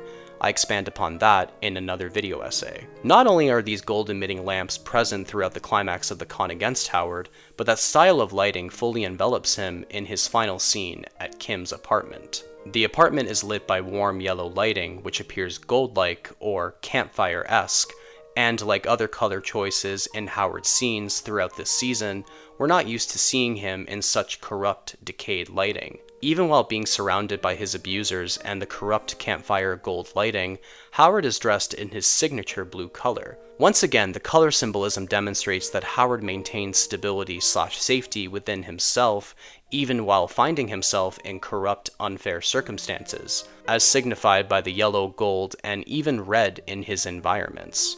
After confronting Jimmy and Kim directly and standing tall despite what they did to him, an unexpected guest shows up. Lalo, Salamanca. Wanting to scare Kim and Jimmy and also get rid of a witness, Lalo pulls out his gun and silencer. And this is the culmination of Howard's arc, being so immersed in stability and safety that he couldn't comprehend just how corrupt and dangerous Jimmy and Kim had truly become. Thinking he can talk Lalo down, Howard begins to say, "There's no need to hurt them," before he's shot instantly, unintentionally sacrificing himself to appease Lalo, who has come back partially because he suspects Jimmy of knowing about Nacho being a traitor. Hey, look at that, an indirect narrative connection between Nacho and Howard. Unfortunately, that is the tragic end of Howard's arc, murdered right after having his reputation ruined. Although he died for nothing other than being fucked over by the wrong people and confronting them at the wrong time, he maintained dignity and enough integrity to try and actually de-escalate what he thought was a deadly situation for his former colleagues. He always maintained loyalty to HHM and the people associated with HHM. Howard Hamlin lived an existence of stability/safety as represented by his blue wardrobe throughout the series.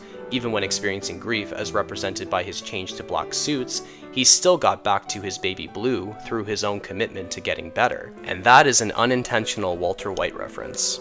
But he ended up a tragic victim of moral corruption, as seen in all the yellow, gold, and red surrounding him until his very last moment. Howard went from blue to black to gold and ending in the red, quite literally. But not by his own intentions, but by the corrupt intentions of Jimmy and Kim, who Howard tried to protect till his dying breath. Howard broke good after Chuck's death, but Jimmy and Kim took that hard-earned goodness and projected onto it as an opportunity to break bad.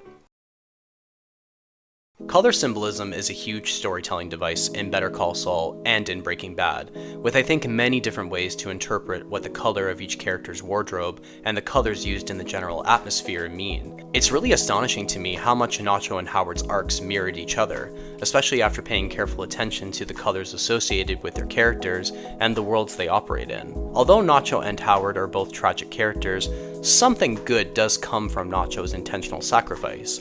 His father was in the red danger zone, and Nacho got him into the blue safety zone. Nothing good immediately comes from Howard's unintentional sacrifice as a victim of Lalo. In fact, Kim and Jimmy are never the same again, with Jimmy planting himself fully in the red danger zone as Saul Goodman after the trauma. However, Kim eventually confesses to Cheryl Hamlin, and I like to think Howard's reputation was somewhat restored in spite of the damage done years before. At the bare minimum, Cheryl has closure about what was really happening with Howard during that time. While Nacho and Howard's arcs mirror each other as well-meaning people caught in the middle of a feud that ends up destroying them over the long term, certainly the different way their arcs play out are exemplified by the change in colors. Nacho was a victim of his own choices, starting out as the bad guy and then wanting to change to save the man who raised him. Howard was a victim of his circumstances, starting out as the well-meaning yet misunderstood stiff lawyer, and then transforming into a better, clearer version of himself who just wanted to do right by his father's law firm and the people associated with it. The color of Nacho's clothes changed in his final arc, since he came to regret his choices, while the color of Howard's environments changed in his final arc, since he was put into circumstances outside his control. I guess you could say Nacho eventually realized he was in the Breaking Bad universe and wanted to get out, and Howard didn't realize he was in the Breaking Bad universe until circumstances snuck up on him. So the next time you're watching a scene with Nacho or Howard, pay attention to what they're wearing, or what any of the characters are wearing for that matter.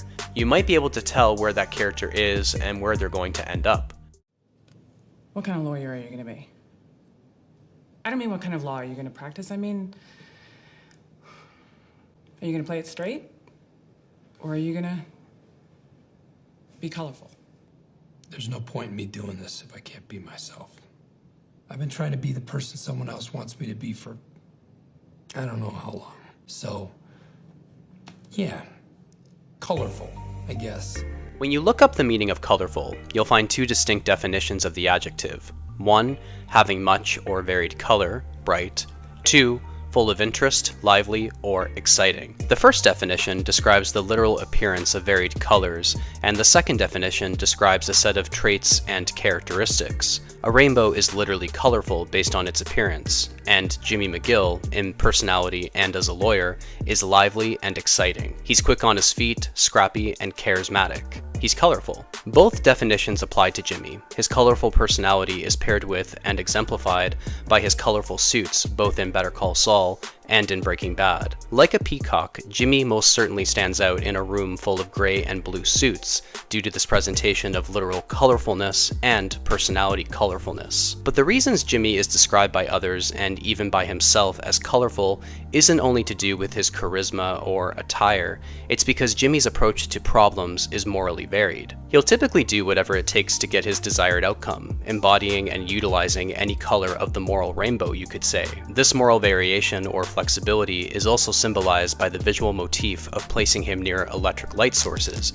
which I analyze in another video essay. But I've never stopped to consider how his colorful attire represents this as well. But it's not just Jimmy McGill who is literally and personally colorful. His girlfriend, then turned wife, Kim Wexler, gradually becomes more colorful throughout the series. She doesn't wear any striking colors in her wardrobe like Jimmy, but she does often utilize colorful materials like sticky notes, especially when she does something outside the typical realm of expectations as a lawyer. I would argue that Jimmy and Kim's physical embodiment of multiple colors, Jimmy with his suits and Kim with her stationery, clearly represent their individual and combined inclination to violate legal or moral rules and expectations. And once they go too far, the color is visually absent from Kim's life with her move to Florida, while Jimmy doubles down as Saul Goodman, with the colorful suits and colorful methods being proliferated into Breaking Bad. Though some color does return for both of them, but only after facing the consequences of their actions. Today, we'll be analyzing the use of color variation to exemplify Jimmy and Kim's moral variation as lawyers throughout Better Call Saul.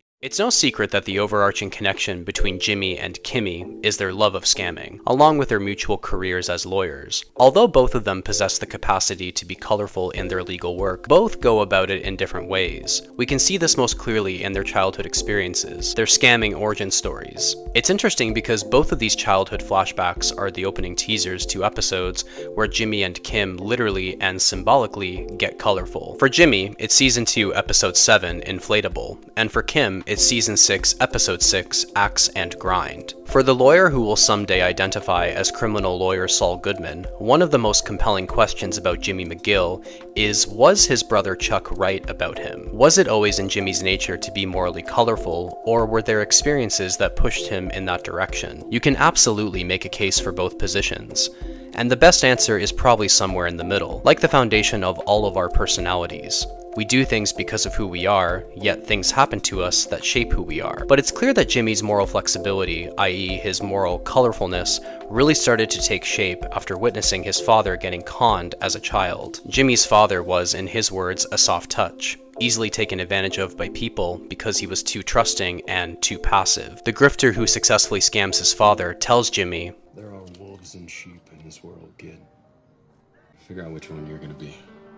and it's at that moment Jimmy decides he'll be a wolf rather than a sheep like his father. He'll bend the rules and take advantage of people's trust to achieve the outcomes in life he desires, an outlook in direct opposition to Chuck, though he wasn't around during this time to fully comprehend how much his father was taken advantage of and what impression that could leave on someone so young and impressionable. Despite what Chuck believes, it's not as clear-cut as Jimmy is a natural delinquent who stole from the family business a little bit at a time. Nevertheless, the seeds of Jimmy's moral colorfulness were planted from this encounter. Jimmy was going to play the system since his father didn't have the gumption to play it. For the lawyer who will someday become Saul Goodman's wife, temporarily, Kim Wexler's upbringing was marked by a lot of parental instability. I touched on this already in my video essay about Kim's moral decline, but I never mentioned this specific formative experience between her and her mother. With her mother being an alcoholic and a con artist, it's very much implied that Kim was the one who parented herself and maintained responsibility in the face of her mother's criminality, walking home after it was clear her mother had been drinking, for example. Since she was forced to look after someone so irresponsible in her childhood, it's clear that that's part of the reason she's so attracted to Jimmy, since she equates that type of behavior with love subconsciously. But while that's the context of her moral colorfulness as an adult, the direct foundational experience resulted from Kim's attempt to have her mother behave like a mother. As a child, Kim steals a pair of earrings and a necklace from a local store. Getting caught and then having her mother come and collect her, she expects to be punished. You could say she's even hoping for it. After all, she did do something against the law, similar to Jimmy stealing cash from his family's store register. Kim's mom plays the outraged parent determined to punish her daughter, which prevents the store owner from calling the police. But within 20 seconds of walking to their car, Kim's mom drops the act and expresses pride towards Kim, saying, "I didn't know you had it in you," then showing Kim that she pocketed the earrings, and adding, "Hey, relax. You got away with it." That's when Kim realizes that getting a desired outcome in life doesn't always entail following the rules. You can bend them to your will and even get away with it. It can even be fun to break the rules, to escape from the pressure of having to perform like an adult as a child. The fact that her mother expressed approval at Kim's attempted theft further cemented that message in her impressionable mind. Kim got a taste of colorfulness, but within a circumstance where she got away with it. For Jimmy, being morally colorful presented a way to act in defiance of the system that took advantage of his father.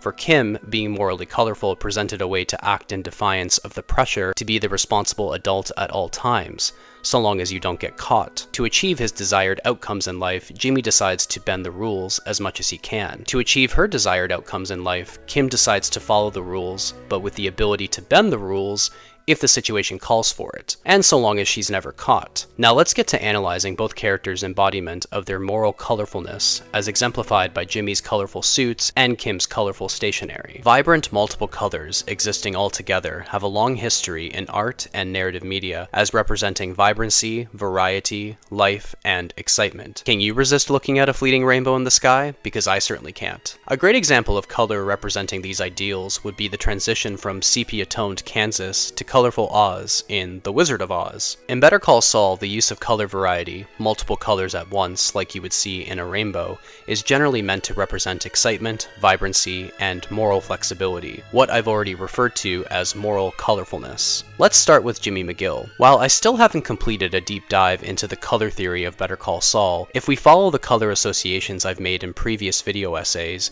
gray is a color typically associated with legality or mundanity in the series. Jimmy, during his time at Davis and Maine, attempts to be a straight-edge lawyer as much as he can, as represented by his wearing of gray suits throughout the majority of his time there. However, once he realizes he won't be able to keep his bonus if he quits, Jimmy thinks of another way to maintain his bonus and still get out of there so he can open up a private practice with Kim. In Season 2, Episode 7, Inflatable, he gets inspiration from an inflatable man as he drives by, a stand-in for his colorful self he's been forced to reel in, so as to fit in with the stiff legal world. In the very next scene, Jimmy removes all of the gray from his closet and replaces it with a variety of colored shirts: red, orange, yellow, green, medium blue, light blue, and dark blue. Walking into Davis and Maine the next day, Jimmy is standing out like he never has before, wearing a salmon-colored pink suit as he shakes hands with a client from a funeral home. Throughout the rest of this signature Better Call Saul montage, Jimmy, alternating between different brightly colored suits,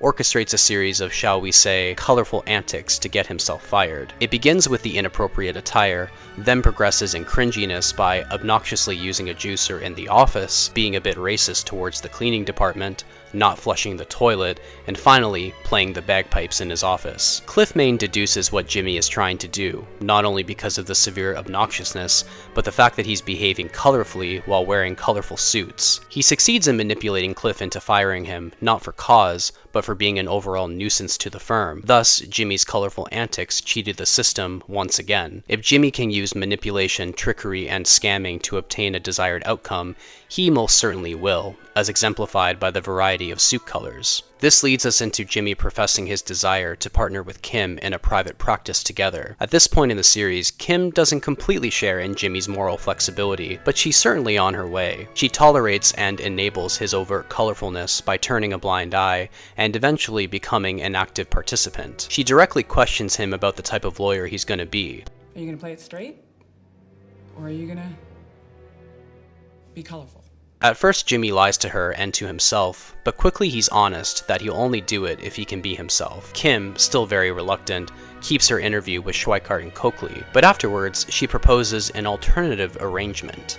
Not Wexler McGill, but Wexler and McGill. Two different practices under the same roof. Kim, as she did with her mother, tries to rein in Jimmy's colorfulness at this point in her arc. Though by sharing an office with him, knowing full well he doesn't intend on being a straight-edge lawyer, she is enabling his colorfulness. If we look to the symbolism of color variety first exemplified in Jimmy's suits, this rainbow painted on the wall in their shared law office tells us that Jimmy is indeed going to be a morally colorful lawyer, but eventually the rainbow is painted over and replaced by the Wexler and McGill logo in Season 3. I personally interpret this as a visual representation of Kim reining in Jimmy's moral colorfulness. Although she's willing to somewhat turn a blind eye and share an office with him, she's not willing to be his law partner. Thus, his colorfulness is painted over and replaced by the yellow and light blue of their office logo. But just as this office isn't able to sustain itself, partly due to Kim's overworking herself on Mesa Verde on behalf of Jimmy, Kim's avoidance of her moral colorfulness can no longer be sustained. She finds herself in several situations where behaving colorfully seems like the right thing and the fun thing to do. Like other characters in the series associated with the legal world, Kim primarily wears different shades of blue, gray, and occasionally black early in the series. But similar to Jimmy, Season 2 is where we get our first taste of her colorfulness, though not quite the same type of colorfulness we'll see from her later on in the series. In Season 2, Episode 5, Rebecca, Kim gathers a series of colorful sticky notes to cold call potential clients for HHM as a way to end her document review punishment. As I pointed out in my previous video essay on Kim,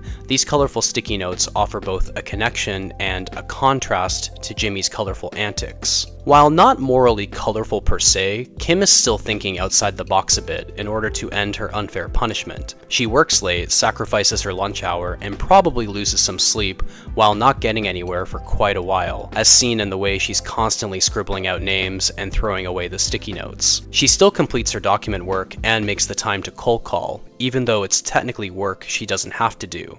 That's pretty colorful if you ask me. Most of us would just accept our demotion and then quietly quit eventually. Or maybe that's just me. And you could argue it breaks office policy by staying late and performing excessive client outreach when all that's expected of her is to review these sad, boring documents. So in a sense, Kim, like Jimmy intentionally getting himself fired, is bending the rules of her workplace to obtain her desired outcome, utilizing colorful stationery in contrast to Jimmy's colorful attire. But this act is nowhere near as morally flexible as Jimmy at Davis and Maine. Kim is the one who will hold herself back, never getting too colorful. But guess what? Kim's use of multicolored stationery returns in Season 4, Episode 7, Something Stupid. And this time, it's without a doubt for the purposes of morally colorful actions. To save Huel from going to prison for unintentionally assaulting a police officer, Kim buys an excessive amount of white paper, pink paper, colorful markers, and other types of stationery material to create a fake letter-writing campaign in support of Huel. Jimmy takes all this stationery and pays other travelers on the bus to Coushatta, Louisiana to write these fake letters. The last time we saw Kim utilize any colorful stationery were the cold calls at HHM. Now we see her utilizing more than simple sticky notes. Now it's an entire fake campaign to pressure Suzanne Erickson into reducing Huell's sentence. The rainbow of stationery has dramatically increased since the stakes of her rule bending have increased. This is most certainly morally colorful, risking disbarment to scam the legal system. Since it was primarily Kim's idea, you could say this is the first time since she was a child that she's actively broken the law to obtain a desired outcome. And of course, she didn't get caught. She may have been selective about when to unleash this moral flexibility in the past, but as we see in episode 9, Vidazen, Kim finds another justification to scam in order to get Mesa Verde a 13% bigger branch in Texas than originally planned, once again with Jimmy's help. While Kim still doesn't want to go as far as making moral colorfulness her entire way of conducting herself as a lawyer, she finds yet another situation where bending the rules is justifiable, so long as her tracks are carefully covered. And this, as we probably all know, is the Howard scam. In Season 6, Episode 3, Rock and Hard Place, the colorful sticky notes make a comeback for Kim, but this time for far more nefarious reasons. It's ironic because the last time we saw Kim use this type of stationery was when she attempted to please Howard Hamlin after he punished her. Now these sticky notes are utilized to plan an elaborate con to ruin his reputation and force an early settlement of Sandpiper Crossing, and to reconnect with Jimmy. There's no crumpling up of the sticky notes this time, rather they're carefully placed and kept track of on the back of a painting in Kim's apartment.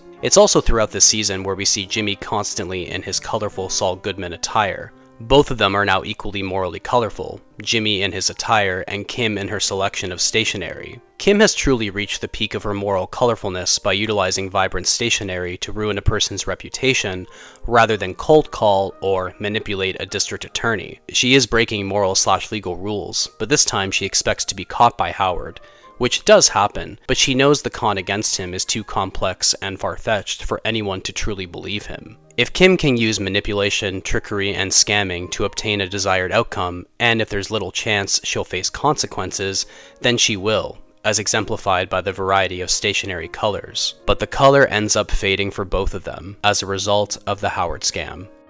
Following the symbolism of color variation in relation to Jimmy McGill and Kim Wexler, the opening teaser of Season 6, Episode 1, Wine and Roses, features a beautiful slow-motion close-up of Saul Goodman's vibrant, colorfully patterned ties being collected in a box. At first the color is gone, but as the ties continue to overlap each other, the color gradually fades in. I would assume the Citizen Kane-inspired montage takes place sometime after Saul has gone into hiding as Gene Takovic. The color fading into these ties represents Jimmy's maintenance of his moral colorfulness, doubling down as Saul Goodman even after Howard's murder and his breakup with Kim, while Kim drains all the moral colorfulness and color in general from her life, as we witness in Season 6, Episode 12, Waterworks, with her mundane life in Florida. By the end of the series, both characters are faced with the consequences of their scamming, but Jimmy had continued as Saul Goodman while Kim left. The moral colorfulness remained for Jimmy while it faded away for Kim, and this points back to the difference in their attitude towards moral flexibility. Jimmy will do whatever it takes, while Kim can hold herself back if she really needs to. Some color does peek through in the series finale Saul Gone, during their in-person reunion after 6 years. The ember of the lit cigarette they share is in color, while the rest of their world remains in black and white. With both of them now facing the consequences of their moral colorfulness together and as individual people, the flame between them can safely ignite and bring a hint of color back to their lives. Because I think deep down, Jimmy and Kim's love of scamming stems from a desire to be accepted in a world where they felt invisible. Color variation not only represents moral variation, but vibrancy, excitement, and life. Jimmy as the delinquent brother standing in the morally sound shadow of Chuck McGill, and Kim as the overly responsible daughter under the pressure of, and lack of proper guidance from, her morally unsound mother. Jimmy and Kim were fighting against a system of law and order they got into in order to prove their childhood experiences wrong. Jimmy thinking, I can make my brother proud and do what he does, and Kim thinking, I can help people like my mother so they don't have to make the choices my mother put me through. Scamming was a misguided way to bring some color into their black and white existence. After everything, I like to think they can bring color into their lives in other ways, now that they face the consequences of what happens when they each get too morally colorful. There's an eerie yet powerful similarity between the ways both Chuck McGill and Lalo Salamanca confront Jimmy Saul Goodman McGill in the AMC series Better Call Saul. Both of these men are antagonists on different sides of the law for Jimmy. Chuck's confrontation about the 1261 to 1216 forgery and Lalo's confrontation about the bullet holes in his abandoned car have nearly the exact same narrative progression. Jimmy does something or gets involved in something unexpectedly, and he lies about it to protect himself and the people he did it for. Both Chuck and Lalo, two highly intelligent men in their own ways, don't believe Jimmy's version of events and amp up the pressure to expose his dishonesty. Kim Wexler then steps in, defending Jimmy and pointing out the flaws in both of their assumptions, even though she knows deep down that Jimmy is in fact being as dishonest as they believe. Kim's passionate defense causes both antagonists to rethink their approach to their knowledge. These similarities exist not only to demonstrate the evolution of Jimmy's smaller scale crimes to spite his brother and Saul's larger scale involvement with the cartel, but they also demonstrate the extension of a larger character theme circling Jimmy Saul Goodman McGill, the theme of knowing something but not being able to prove it. There's proving, and then there's knowing. So today I wanted to explore the stylistic and thematic similarities / differences between this scene from Season 2, Episode 9, Nailed, and this scene from Season 5, Episode 9, Bad Choice Road. Now, I already covered most of the narrative similarities and differences between these two confrontational scenes in the introduction, and I'm assuming if you're watching another one of my Better Call Saul video essays that you already know the context of both scenes, so I won't spend too much time summarizing. Stylistically, these two scenes have quite a few similarities, especially in the lighting and framing. In Chuck's confrontation with Jimmy and Kim, the house is dark, only lit by the daylight partially seeping in through the closed curtains and blinds. In Lalo's confrontation with Saul and Kim, it's nighttime, so the apartment is mainly lit by lamps, ceiling lights, and that bluish hue from the fish tank. In my first ever video essay on this channel, I analyzed the use of electric lights in shot compositions of Jimmy, which stand in clear contrast to Chuck's aversion to any form of electricity. Chuck confronts Jimmy in natural light as if he holds the moral / legal power in this situation, or at least he thinks he does. Lalo confronts Saul in artificial light, as if Saul is trying to de-escalate the situation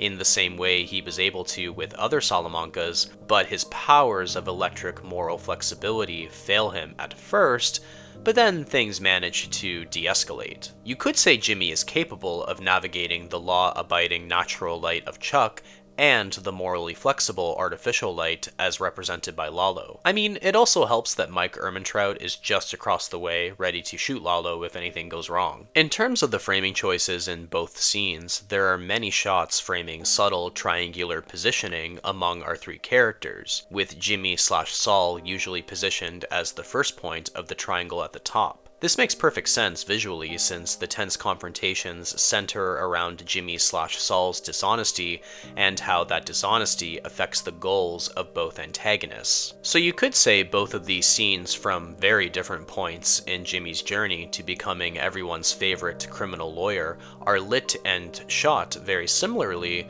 but are not carbon copies of each other. They echo the same character dynamics and sense of conflict, but both confrontations carry different potential consequences. Jimmy could be charged, sent to jail, and lose his law license for what he did to Chuck, but Saul and Kim could be murdered by Lalo for lying about the gang ambush out in the desert. And I think now is a good time to talk about the thematic similarities / differences. I've thought a lot about this theme of proving versus knowing in Better Call Saul. It's a subtle theme that carries across most of the series. For example, Mike knows that Hoffman and Fensky killed his son Matty, but there's no concrete proof of that. And Cheryl Hamlin knows there's something off about the idea that Howard had a drug problem, but she doesn't have any proof that it's a lie. On the contrary, there's plenty of fake proof of Howard being an addict that Cliff witnessed, thanks to Kim and Jimmy. To know something about someone relies on intuition, paying attention to subtleties,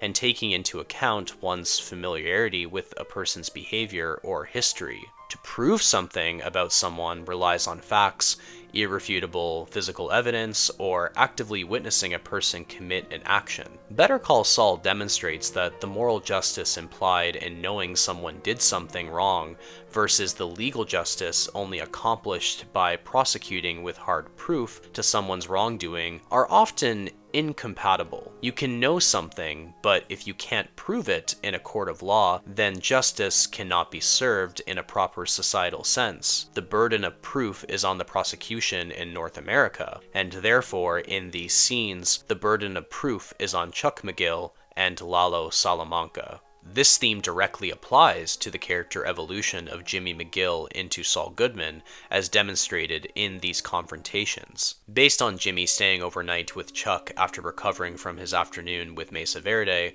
and their number-swapping lie from the past to cover up his electricity allergy, Chuck knows that Jimmy is the one who changed the address from 1261 to 1216. The circumstances for him to do it are there, and it's exactly in line with his past behavior. My evidence is knowing my brother for his entire life. But Kim points out that without any physical evidence, the simplest explanation is that Chuck made a mistake and is once again out to get his brother and his legal career. Later on in the episode, Chuck comes close to getting the witness he needs to prove Jimmy's forgery, but Jimmy pays off that witness, removing the only confirmation of Chuck's knowledge. Both Chuck and Kim know he's guilty, but Jimmy gets away with it because there's no way to prove it, mostly due to Kim defending him and encouraging him to get rid of any loose ends. But Lalo's confrontation in their apartment changes this tension between proving versus knowing. Lalo isn't suspicious of Saul right away,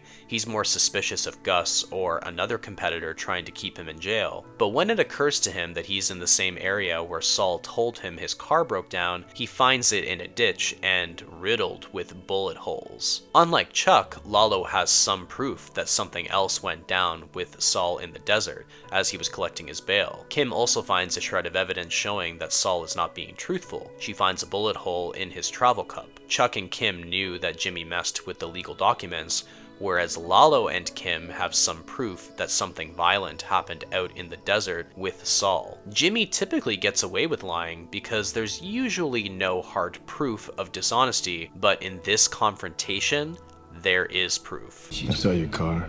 Because of this proof, Saul comes across far more unsure of his lies compared to the lies he told to Chuck. But luckily, Kim steps in again and argues against what Lalo saw, as opposed to pointing out Chuck's lack of proof. Once again, Kim insists Saul didn't do anything wrong, but rather there's a simple explanation that doesn't involve him. Someone else threw his abandoned car in the ditch and then took some shots at it. Like with Chuck, Kim addresses Lalo's deeper reasons for thinking Saul lied to him. Chuck has never trusted or believed in Jimmy/Saul, and Lalo doesn't trust his own crew or the cartel. Lalo is satisfied with Kim's defense of Saul, and moves on to trying to trust his crew, since the proof he had was explained, whereas Chuck felt more emboldened to obtain proof of Jimmy's actions, since his knowing his brother for all of his life wasn't enough to convince Kim. The irony being that Kim knows both Chuck and Lalo are right, but she also knows, and more importantly,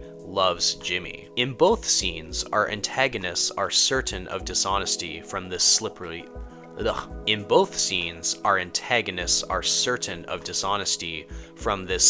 lawyer, but Chuck fails to provide any evidence, and Lalo fails to provide strong enough evidence. Jimmy/Saul came extremely close to having his lies unravel because the gap between knowing and proving started to close in on him. And so thematically, these two scenes both reflect each other and differ in their presentation of knowing versus proving the crimes and lies of Saul Goodman. And as we'll see throughout the rest of the series and into Breaking Bad, Saul Goodman takes greater care to not arouse suspicion. He manages to master the conflict between knowing a crime was committed versus proving a crime was committed. And that's why he'll become the ideal lawyer for someone like Walter White.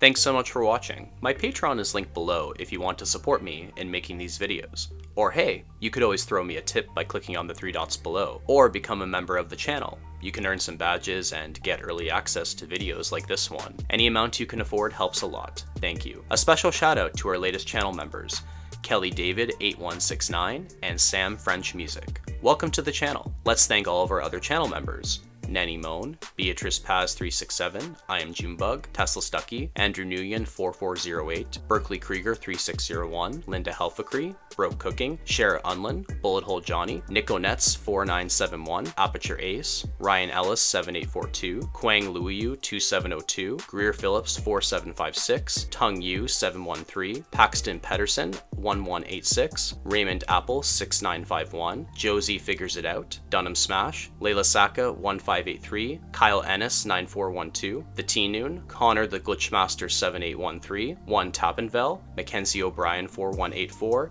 and Everly Media Co. Thank you so much for the continued support. And don't forget to hit that like button and subscribe. See you soon.